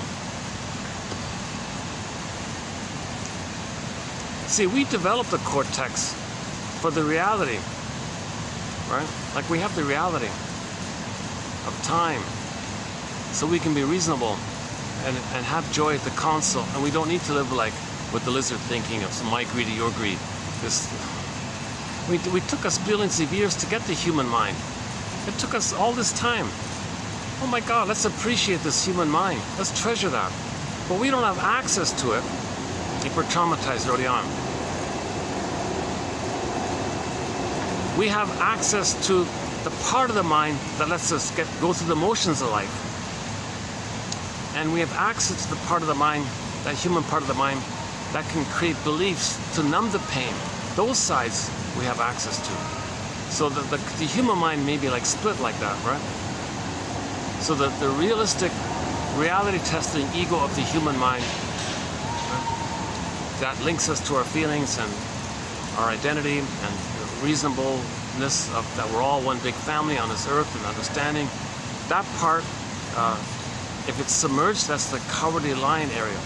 But the human mind has other aspects that lets us know how to drive a car and all this. And another part of that mind is the part that creates beliefs to numb the pain. See, the third brain is versatile. It does many things. And that third brain is needed to heal. So ironically, that third brain that's damaged, we need that third brain to heal. Hence, we have these 10,000 quotes to fix the third brain. So the third brain, we need it to heal. If there's too much pain, the third brain makes us believe in, one day you'll be saved. Kind of turn on the TV, the televangelist comes on, send me money and you'll be saved, and this kind of stuff. So John Off's last book before he passed away was about cults. And he talked about all these cults and these wild beliefs people were creating. And the more pain, the more wild the belief, the more to get you away from yourself. To get you away from yourself, you look to these wilder kind of beliefs. It's called Beyond Belief. It's a very difficult book to find. Jesus Christ, you have to self-publish that.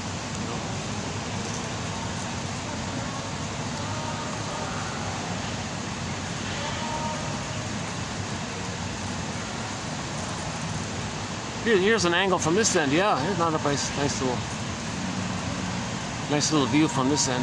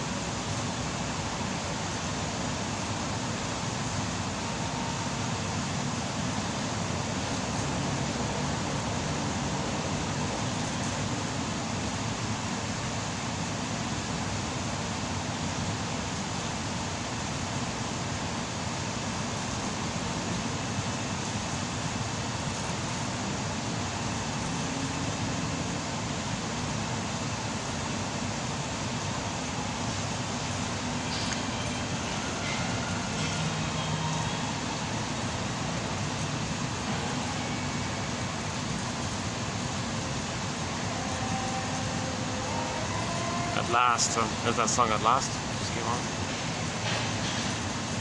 Is that it? Yeah. Yeah, there it is there, right? What's her name? James? Somebody James? Ella James or something like that? At last, yeah. So we've been using that phrase, at last. Some mothers have a baby and they say at last, you know.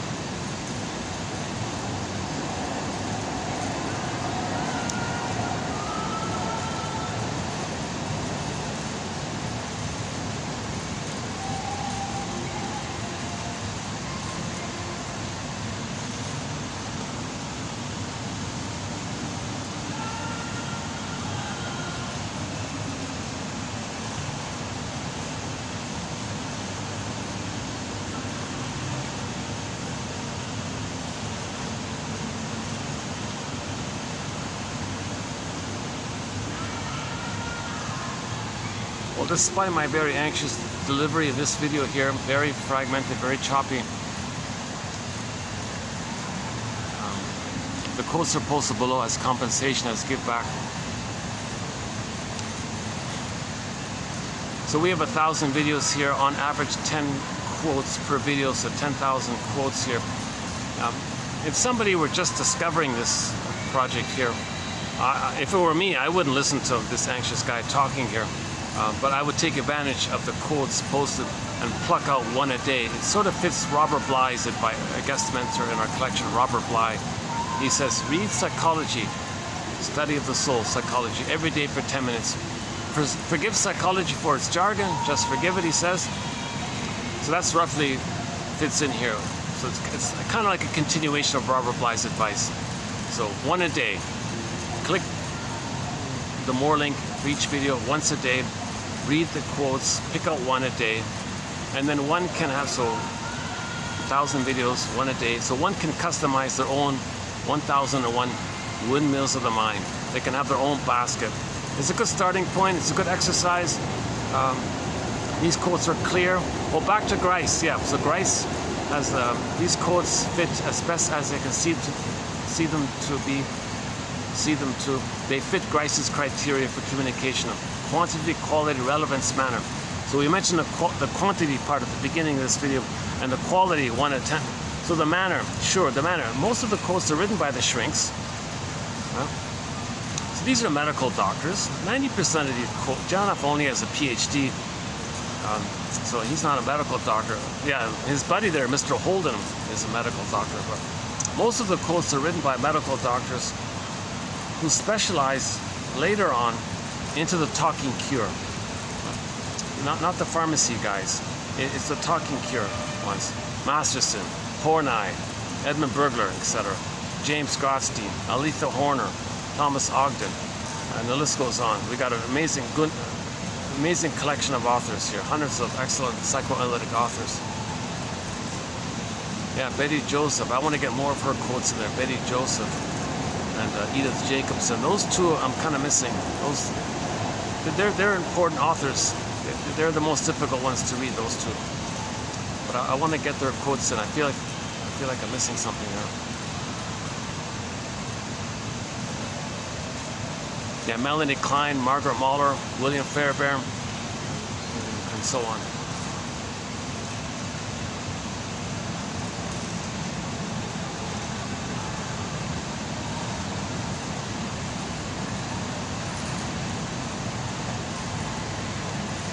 I just noticed for the first time, yeah, there's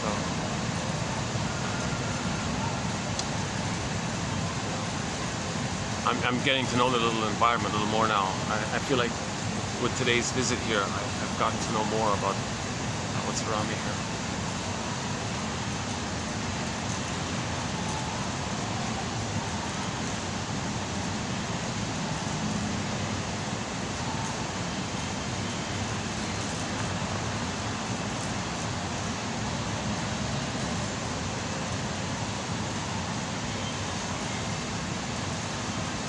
So quantity, quality,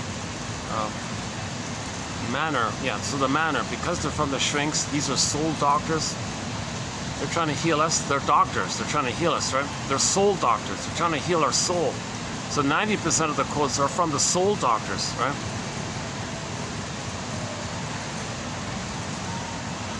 And because I don't have a PhD in all this, I'm looking for clear, easy to understand quotes. So there's no Freud, ironically.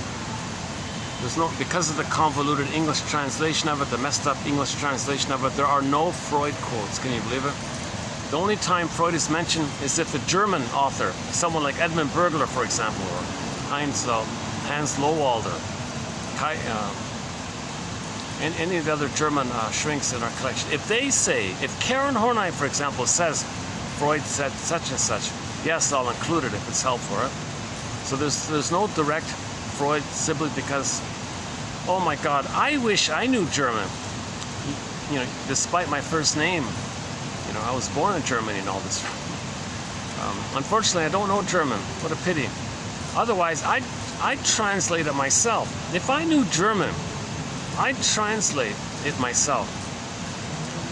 I'd know if he's making a joke, or if it's a comparison, or a metaphor, or a simile, or if he's, you know, I would just translate it directly myself. So there are no Freud quotes. No Jung and Lacan quotes, because we don't need this extra convoluted, made-up, narcissistic, grandiose jargon to feel important. So those guys wanted to be admired. Those two guys, you know, inflated themselves, wanted to look important, grandiose, so they made up new jargon. But ironically, Jung and Lacan inspired a lot of people to get into psychology. So Jung and Lacan promoted psychology. That's okay, right? You know, only a couple of quotes from Adler, a couple from Kohut, I guess. And so the so-called public, more public names, none of them. That's mostly about repression. And nobody on YouTube is teaching psychoanalysis. Nobody, zilch, not even close. Nobody's doing it. I don't care if they say they went to an analytic institute, if they, or whatever. They're not teaching. So it's kind of a pity. So when I started this, I wanted to learn this, but nobody was teaching it. And it costs a small fortune to. Well, first, the minimum requirement to go to a psychoanalytic training is a master's of social work. So you got to go back to school for that. I go, oh my God. By the way, the best introduction to psychoanalysis is the comic psychoanalysis. That's the best introduction to psychoanalysis. The comic, the 1955 comic called Psychoanalysis. Only 4 issues were put out.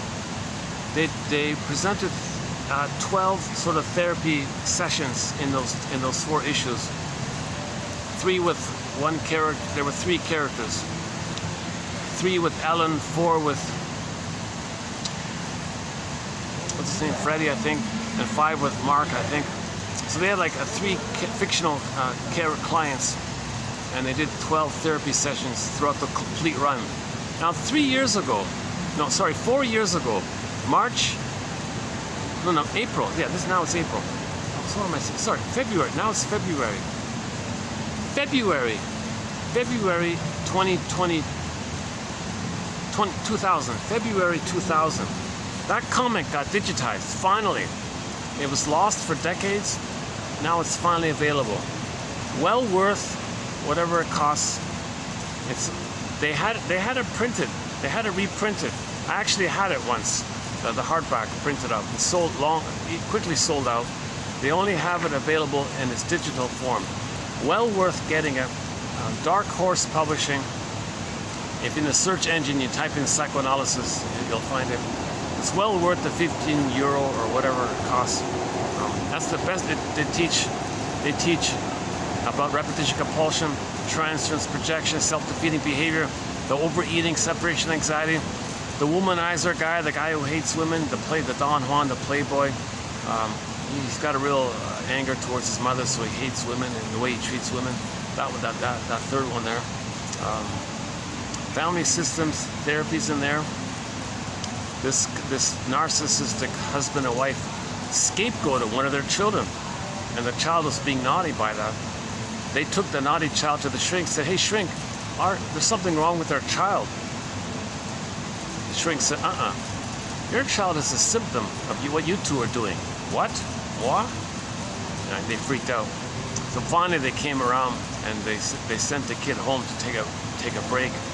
the parents scapegoated. It turned out that the parents had a lot of hostility between themselves. Neither of them can make an I statement. Neither of them can express any vulnerability or feelings towards them, between them. So they had a lot of pent-up anger and frustration. So they covertly, in a process called emotional triangulation, they evoked evocation of a proxy.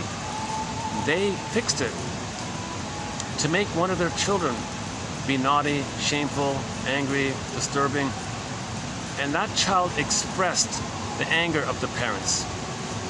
That's just part A. They did it to then have an excuse to express their anger at the child. That messed the child up big time. That kid was a real mess, a real big time mess. Right? And the parents didn't even know they were doing it.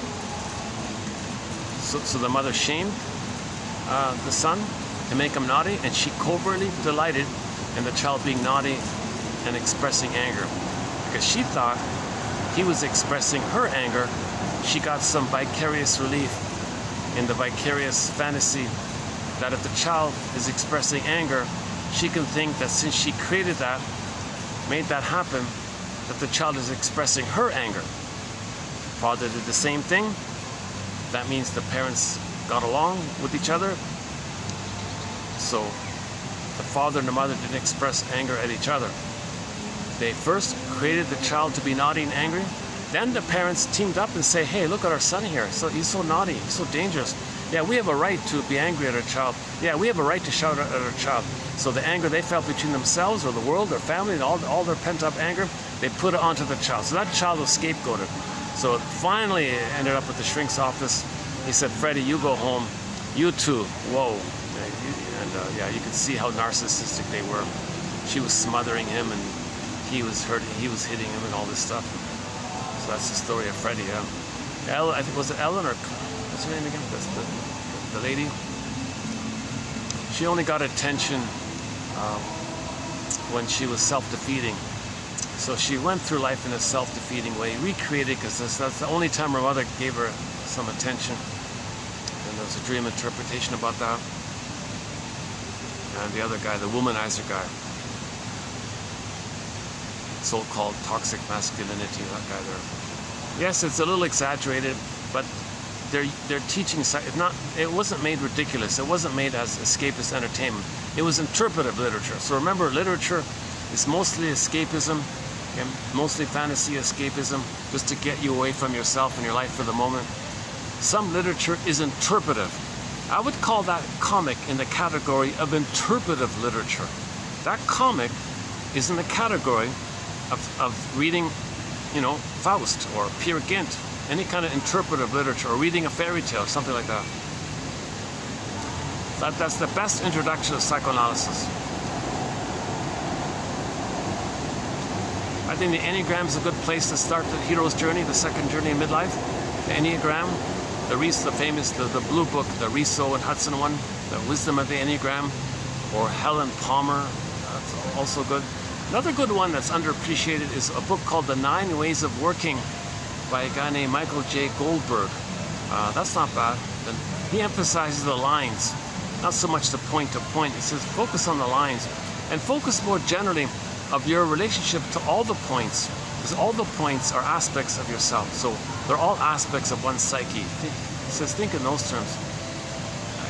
I'm not a 100% fan of everything he says, but that's not too bad. But definitely the Wisdom of the Enneagram book is good, and Helen Palmer's book, what is it, Love and Work in Life, and the Enneagram and Love and Work, or something like that. That's a good place to start the hero's journey. It's just a piece of the puzzle. Janoff, yeah, Janoff's books are good. So the quotes that we've published, that we've covered so far, come from the books Biology of Love, Beyond Belief, the hard one to find. The main primal books called The New Primal Scream, Primal Man, Primal Revolution, and what's the other one?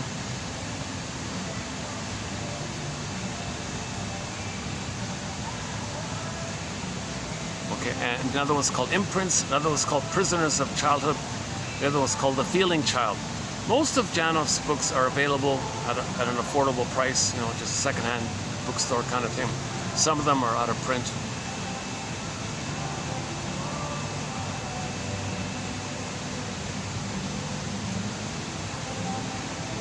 Oh, well, there's a familiar, I don't know if you can hear it, but there's a familiar song in the background. Yeah, there's a nice song in the back. I forgot what it's called again.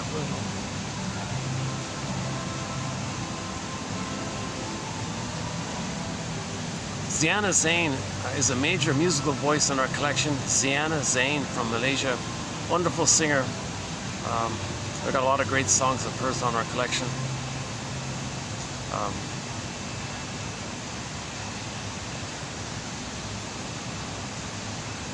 Yeah, the most recently new added song to our collection is the song O-Lun, O-L-U-N, is that right? O-Lun? O-L-U-N, is that right? By Sir Tab. Did I get that right?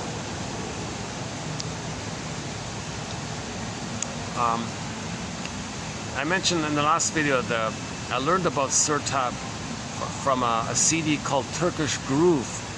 They've got a lot of great songs on there. There are 10 very enjoyable, listenable songs on that one CD. 10, can you believe it? 11 songs, 10 of them are excellent. Turkish Groove, it's my favorite CD from the publisher is the Putumayo World Music Company. They have a whole bunch of CDs from around the world. That one is really the excellent one. Yeah. And Sir Tab sings a song called Buddha on the second track. The second track on that Turkish Groove album is called Buddha. That's how I learned about Sir Tab. And then now we added a second song by Sir Tab, this Olan song about grief. She was talking about the whole grief process. You know, the pain and the mind is swirling. What she's gonna do? She's got to get some comfort. She ran to the pet store to buy a cat. That's my favorite line in there. I'm gonna buy me a cat here.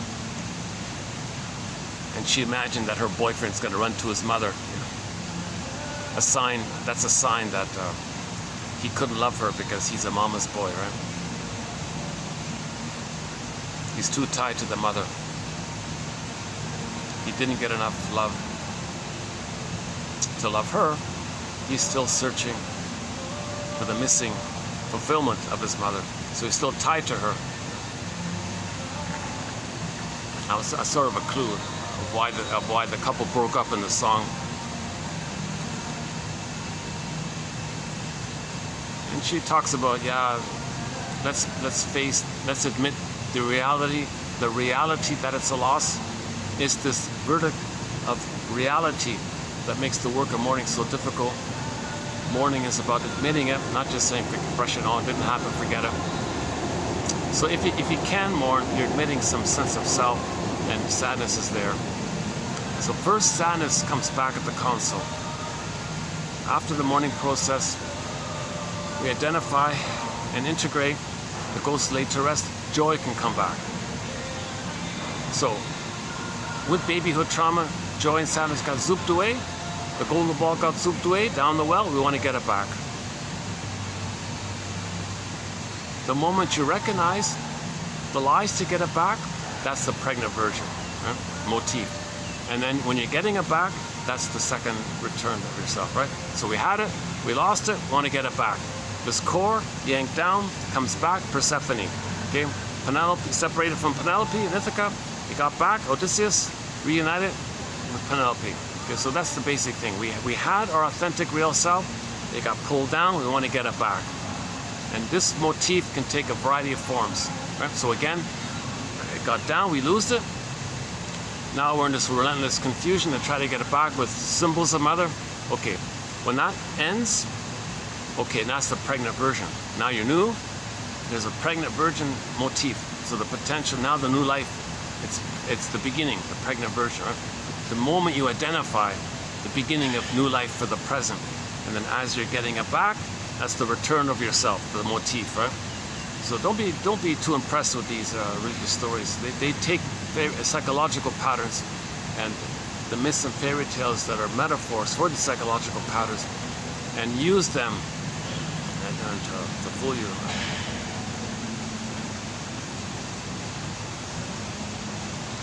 The purpose of the storytellers was to make you aware of psychological trauma.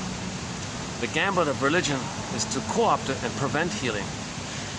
So one of the gambits, what are we doing here? Sorry. Yeah, today is not a very, this is one of the sweatiest videos I've had today. Look at that,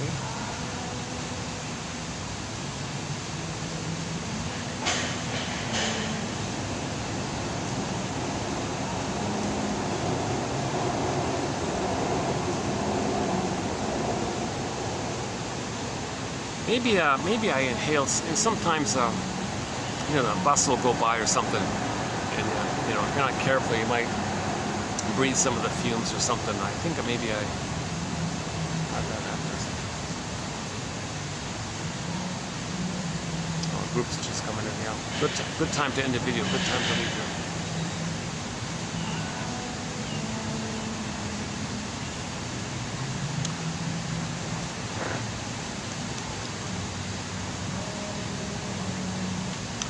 So this has been part 22 of 25. I would say most of the videos have been pretty good. Most of the videos of this 22 run have been good. There have been 3 or 4 choppy ones. This is one of them.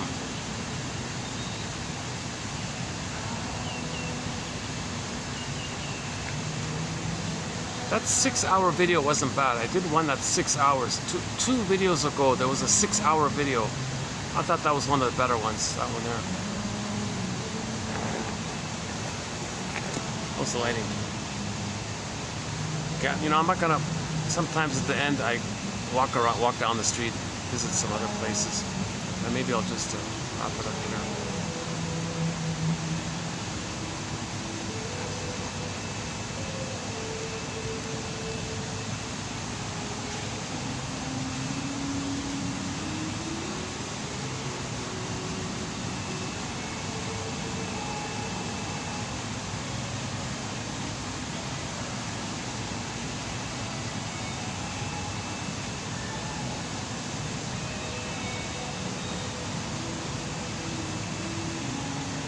Oh, let me pick out my favorite for today. So I want to find out which one that I like. I want to do the exercise myself. Yeah. So let's see. Let me pick one.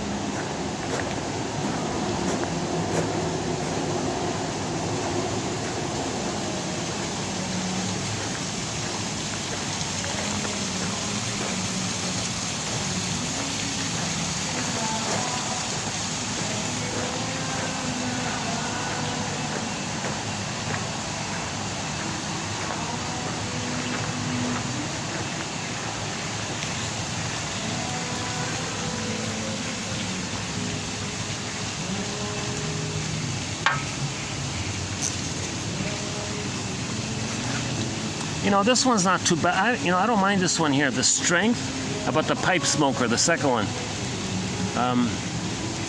So if somebody's like really dependent on the teddy bear of cookies and ice cream and comfort foods, that stickiness of it is sort of a direct result of the amount of pain involved in the love deprivation. So the more love deprivation, the more sticky you are to the teddy bear, whatever form that teddy bear takes. That's okay.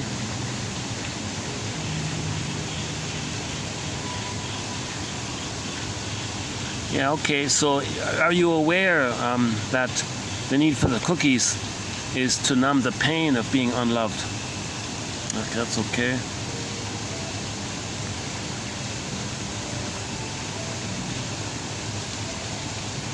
Yeah, I don't mind this one here. When the cortex is activated by upsurging feelings, the third line brain gets busy. It rushes, manufactures ideas and beliefs, and in general does what it can to attenuate the onrush. As the more pain you have, the more your thinking brain's going to reminisce and go over things. You're trying to attenuate the pain, process it, understand it, repress it, etc. So it's quite busy like that. Interesting. Yeah, if you think you're just trying to numb the pain. It's not only the pain, it's your whole narrative. It's your whole history. You're trying to not okay.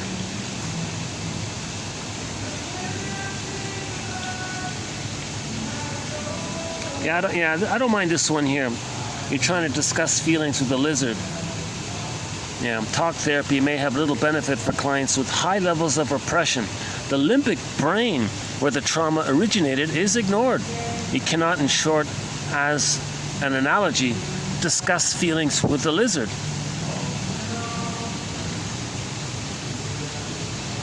Yeah, this is ahistorical. Yeah, okay.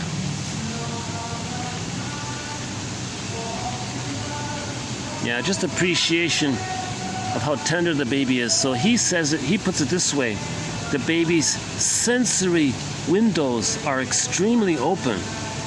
Every sense, everything that goes on, the baby's gonna record it very deeply. He has no buffer. He has no he's got like no skin almost, right? Metaphorically speaking. So if the mother rough handles him, oh boy, he thinks the mother's a dangerous monster.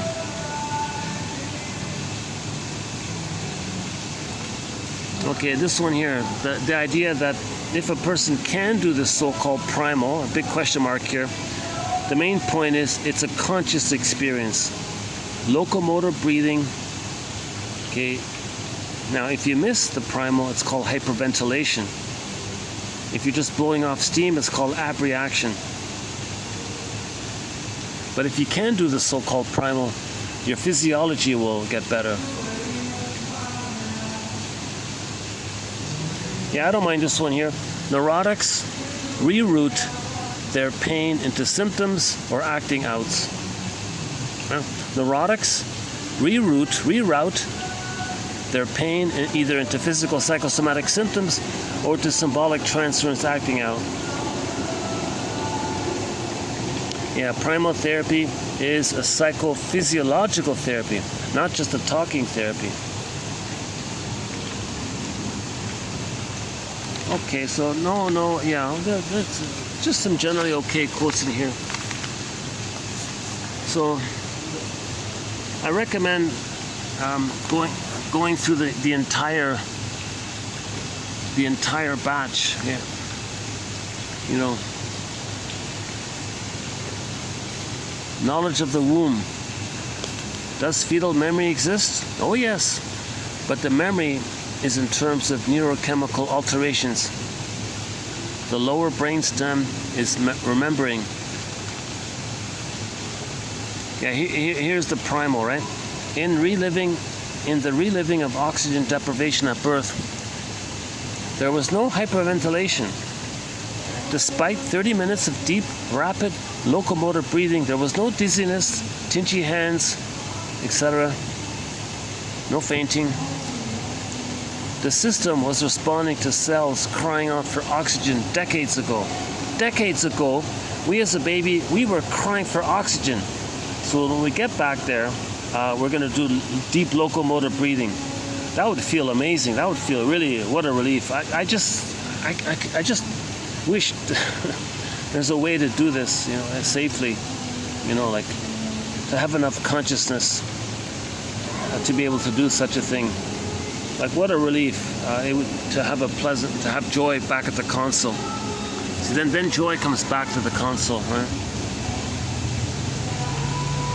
Yeah, so why did Dr. Janoff become a psychologist? Well, to try to cure my mother, you see, so she'd take care of me.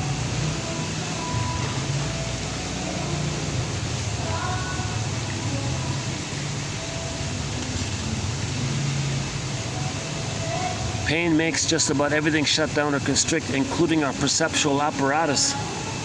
If the mother uses her son to satisfy her old painful needs, she'll be unlikely to see beyond that need and perceive the pain she's inflicting into her child. So she becomes soul blind, parental soul blindness.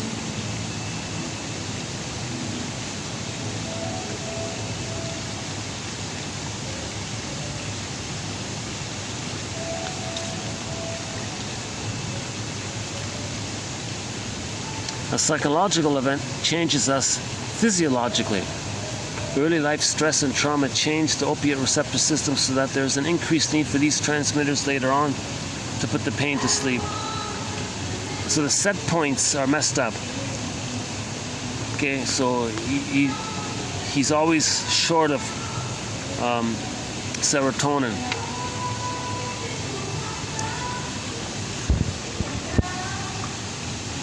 Yeah, I remember my need to become a therapist and be helpful, trying symbolically to help my mother get well and be a real mother. Yeah, that's John up again.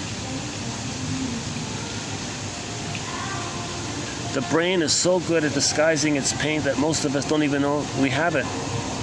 Even if we do, we don't know where it comes from. We may be making a good adjustment, but the pain is bubbling below.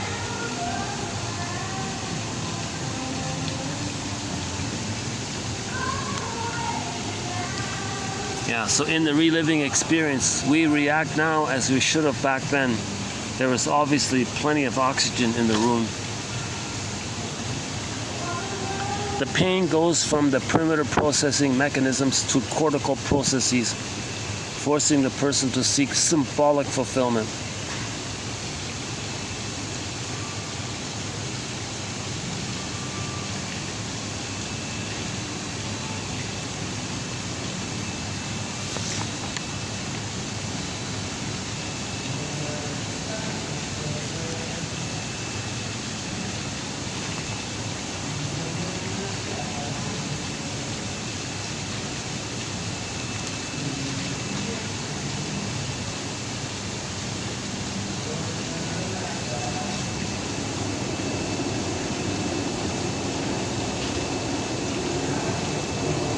In this video, we didn't talk about the prototypic templates, like the patterns.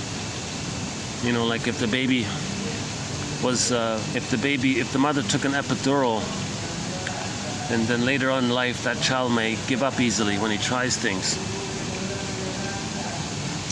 From the TV show Drop Dead Diva, the law is the wisdom of the ages, wrapped in the opinion of the moment. A reflection of society. So I added this as a self-help exercise. See if you can apply this to yourself. Everything that you know, right, wrapped in the opinion of the moment, a reflection of your life, kind of thing.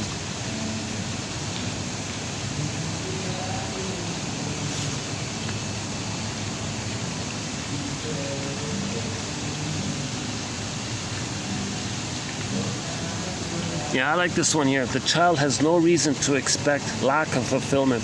He cannot imagine that he is on this earth unwanted, an accident of impulse-laden lust. He cannot imagine that he is in the way or that babies are born by accident. Yet sadly, he may learn this soon enough through the attitudes of his parents, who are the whole world to him. If they do not love and adore him, if they do not approve of him and accept him as he is, he will seek symbolic fulfillment later on, trying to make up for what he never had. And this is called symbolic acting out. I think this is a good quote to remember. No child is born with an expectation that his mother's going to betray him. Keep that in mind. So your beliefs come from the mother, it's not organic. Act outs, yeah.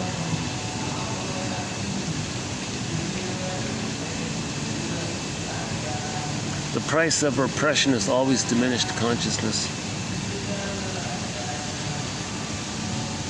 Yeah, for example, one symbolic acting out is here. In choosing a partner she could struggle with, she created a symbol of her past. Symbols are representations of real needs. Thus, we later get involved with those who can recreate our early lives. One marries a critical person like one's father and then struggles thereafter to try to earn his approval symbolically. Yeah, so this is unfinished business with the parent, a struggle with the parent. So you find somebody in the present who reminds you of the parent and you continue the struggle. That's symbolic acting out.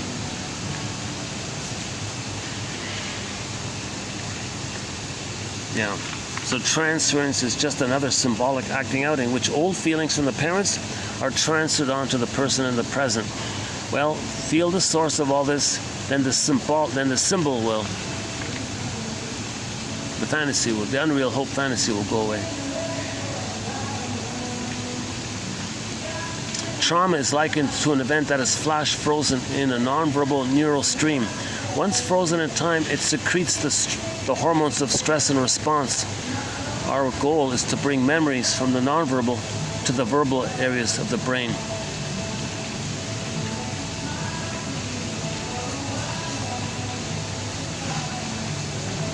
The initial birth experience may be prototypic of how the child will respond to stress later on.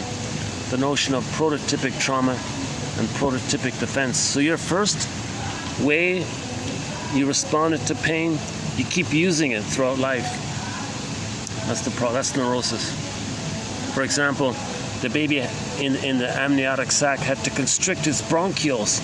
Later, when he felt stress, he had an asthma attack. With deprivation, the system remains continually under stress because there is an electrochemical sign inside that flashes unloved on and off. That sign gives a string of orders to the brain. Secrete this chemical, stop that one, reduce this one, etc. These deviations are compensating mechanisms. The lack of love is unfulfilled need that sets off the alarm. Okay, so just in general, when they say unloved, it means needs didn't get met. If ever a woman should take good care of herself, it should be during pregnancy. She needs a relaxed systems. Okay, so the mother's chemistry is going to go into the baby's brain, so she's got to be in a good mood.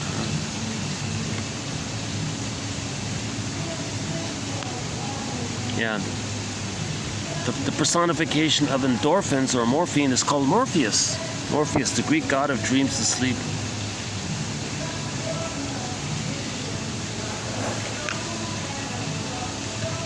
Neurosis is like a continual shot of the brain's morphine. Yeah, so that's the Morpheus. Morpheus. So Morpheus, represents the numbing chemical within.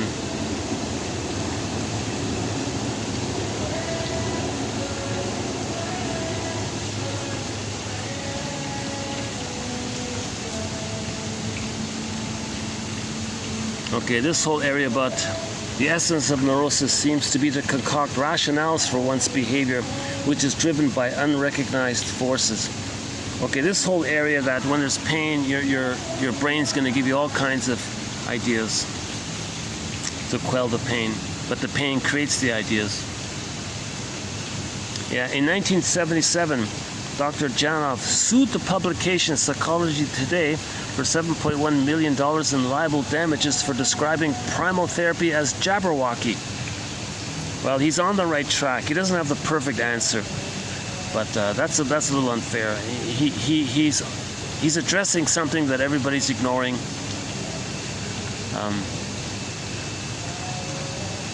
There's some truth to this, I think, because he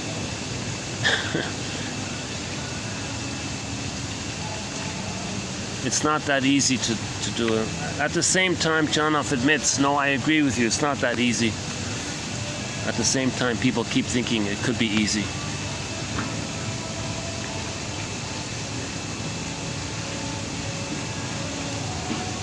Likewise in dreams, if you wake up and only had a symbol, well, trace it back to what's the feeling. Now the dream symbol has been transformed into the feeling it is. So for example, the dream was he lost something. Okay, well, what's the feeling? Well, wait a minute. The feeling is I lost something. I'm a lost little boy. I lost my mommy. Mommy, come back to me. So the dream symbol, is the manifest. Are you ready to experience the feeling of the manifest?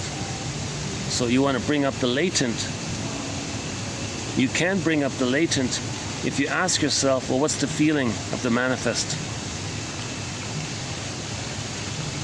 The story in the dream is the symbolic analog of the real feeling.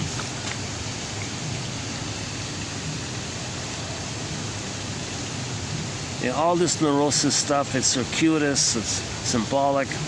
Games people play, projective identification, duplicity analysis. It's all symbolic stuff. A lie of the mind means a hurt of the body.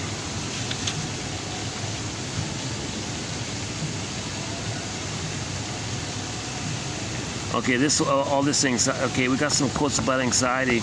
Nameless dread. It's a nameless dread because the unborn child and neonate do not have words. It's a visceral reaction, an instinctive mechanism related to survival. So all this anxiety we're feeling, it's due to perinatal trauma.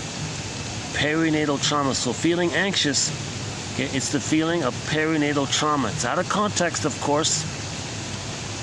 It's the visceral component of early trauma. Okay? Anxiety is the visceral component of early trauma, perinatal trauma. Cigarettes act as tranquilizers. Oh yeah, the Don Juanism. What is Don Juanism? It's a young child looking for a mother's love. If oceanography were confined to studying the tips of icebergs, there would be a lot more shipwrecks around. If we continue to regard psychology as the science of behavior and acting out and all this and symptoms, well, there's going to be a lot of more human wrecks around. Yeah, so don't just study the superficial. You gotta, it's three brains. We gotta study all three brains. So the true meaning of psychology means study the three brains, the three minds. Not just two, not just one or two, but all three. Yeah, look at this, Jocasta. The neurotic mother is too often trying to get the love from her children that she didn't get as a child. That's Jocasta. Yeah. So a woman who that means she herself experienced a relationship with her mother who had used the Jocasta style of mothering.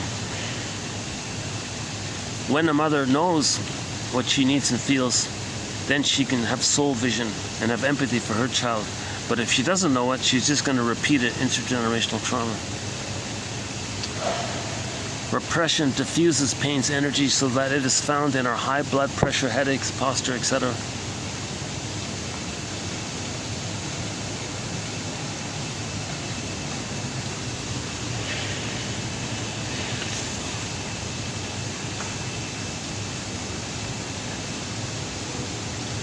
Ideas as defenses. Yeah. I like this one here. The more we connect with our unconscious, the more conscious we become. That's a great line right here. The more we connect with our unconscious, the more conscious we become. Again, we getting it here? The more we connect with our unconscious, the more conscious we become.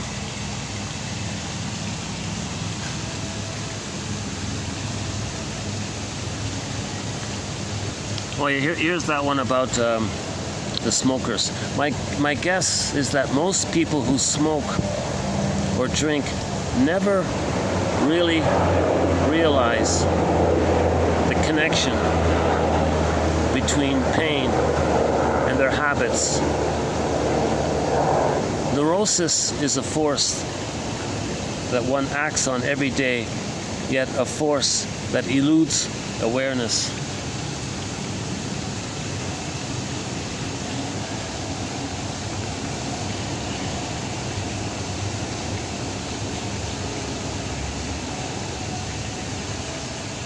So consciousness is maximized interaction among the three brains, right? So consciousness is the maximized interaction among the three minds, the three brains. Wholeness means getting ourselves back.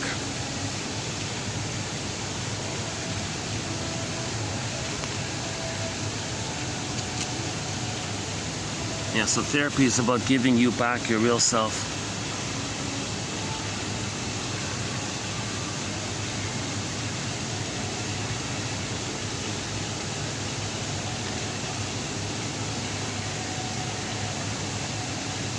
Yeah, in primal therapy, the goal is to have our human brain meet up first with the second line, the chimp brain, and then the first line, the lizard brain, so that they can know each other intimately and communicate with each other. So we want the lizard and the chimpanzee and the human to be within us to all get along. It's all parts of the same brain, the triune brain, the brain with three parts. Yeah, here's the pessimism one. Pessimism is not just an attitude. It is a physiologic state that churns out attitudes.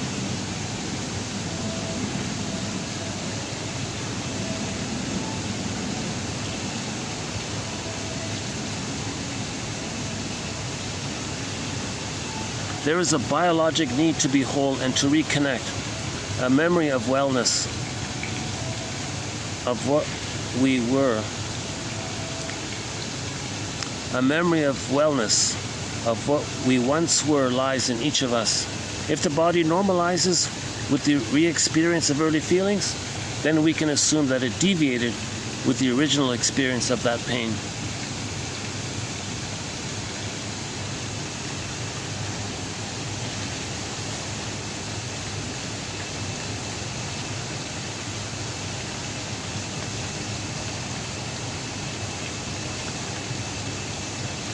Yeah, we talked about the idyllic watery surroundings. Idyllic and watery surroundings have always been accepted as possible symbols of the blissful state of oneness with the mother's womb.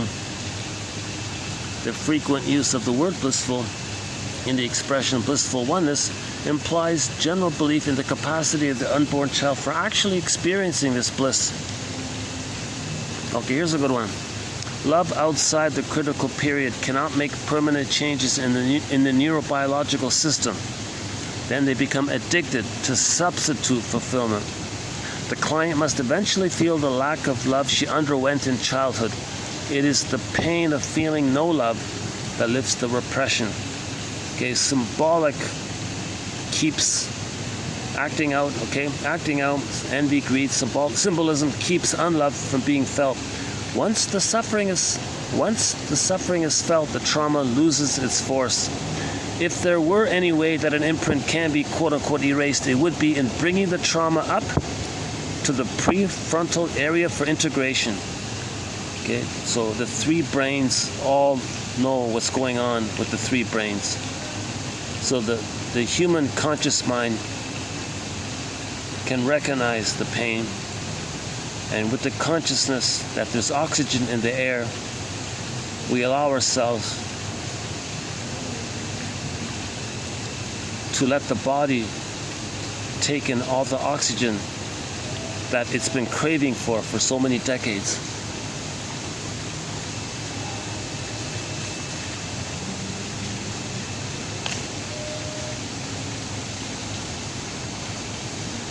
Ideas follow feelings, not the other way. Okay, so that's about so Janov always talks about this. First there were sensations, then their feelings, then their ideas.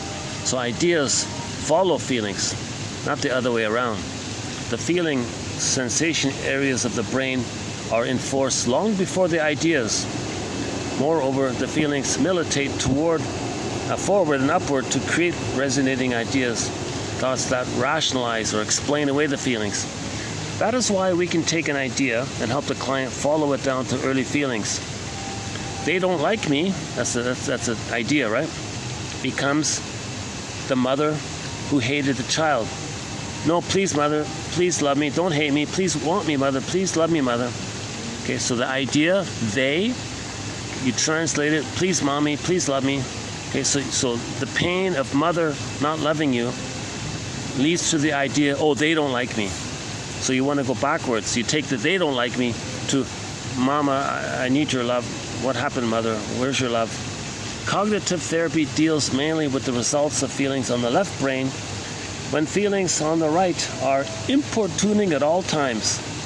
Okay, so just the link that your ideas and beliefs are created by the feelings. not the other way around.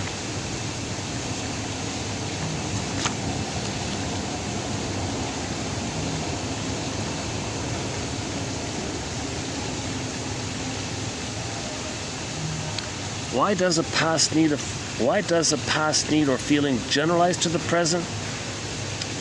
Because it was not fully felt specifically. If a young child could have felt, "I'll never be loved by my mother," then he would not have covered over the hurt and tried unconsciously to get mother love out of teachers, for example. The child would have felt a specific deprivation, something between him and his mother.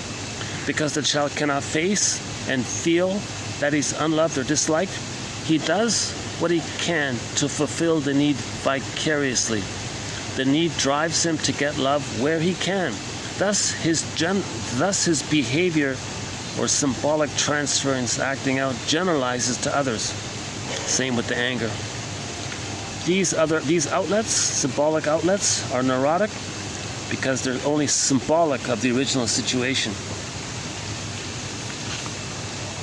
Yeah, for example, breastfeeding. Breastfeeding, an absolute essential for a healthy child. If we don't get it when we need it, we can spend a lifetime looking for symbols of mother's breasts in a vain attempt at unconscious fulfillment. Yeah, that film, Claire's Knee, right? That guy there in the French film, he looked at a woman's knee, naked knee, and and emotionally felt, had the emotionality that it's his mother's breast. It wasn't. Feelings are us. This is the ultimate meaning of finding yourself. If we discover we were unloved at age 4, well, we are finding our true self. The aim in any therapy is to give you back your real self. Give me back my real self. I want my real self back.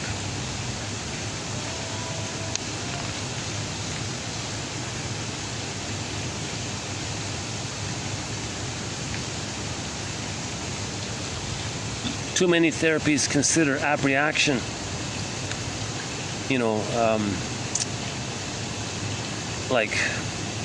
so there's beating the pillow, blowing off steam, that's abreaction. Or you fell in love with somebody in the group therapy, for example, or you're angry at somebody in the group therapy.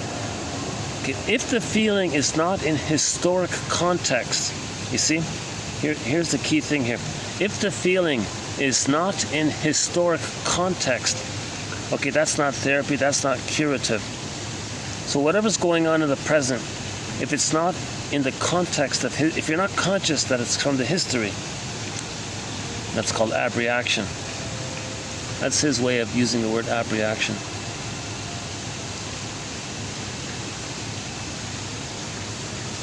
Okay, so again, the three brains, right? Soothing pain is always the priority for those who were deprived of love early on. They can swear they will give up emotional eating, give up trying unconsciously to normalize their system, but physiology rules. The frontal cortex follows and does not precede, just like it did in evolution.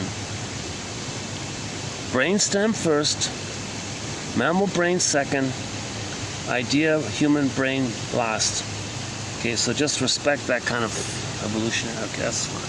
Oh, get out of not the best one there.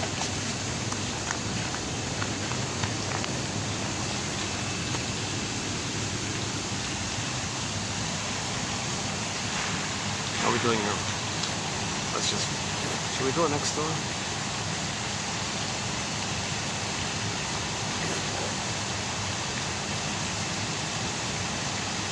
It's surprisingly quiet here tonight. What is today's a Tuesday, right?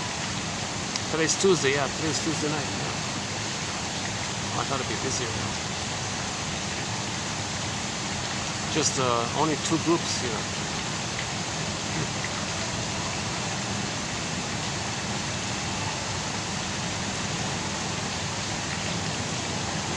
Well,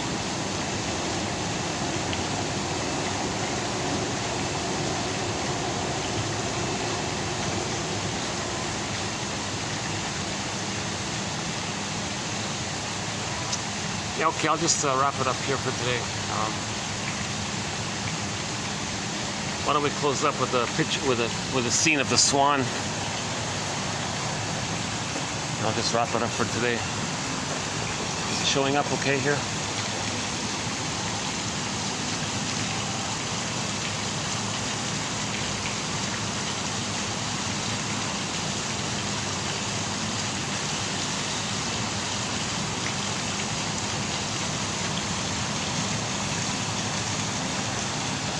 So may we all be as embodied as that swan is, right? Embodiment. So that's the theory about animals. They're embodied. They have their feelings. Hang on a sec.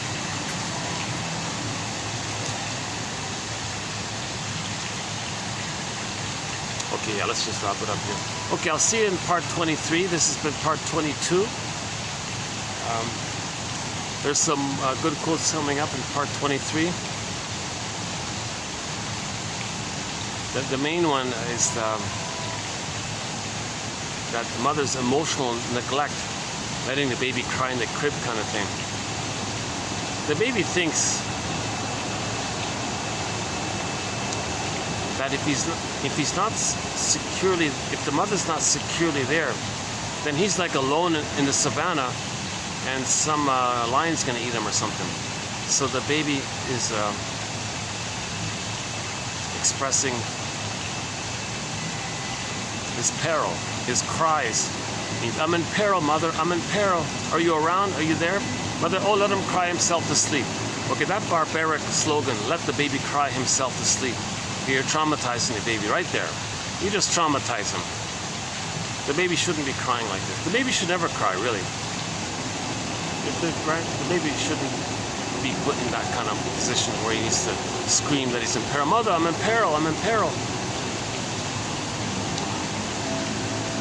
And then the mother gaslights him for that? Oh my God. Mahoma Traumakas. Gotta get back our feelings. That's probably Janov's greatest contribution, to help us get back in touch with the feelings that we lost. But we lose the feelings when the needs aren't met. So recognize this link.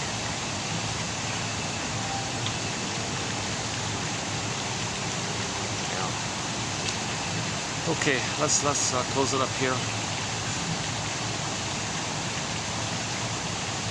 So yeah, I'll see you in part 23.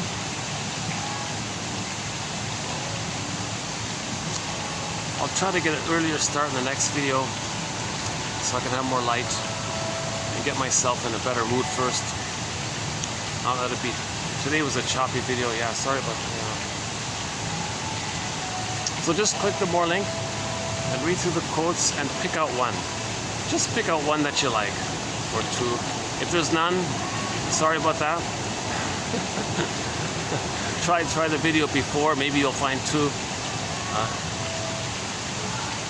So in other words, if there are, for every 20 videos posted, I hope you'll find 20 excellent quotes.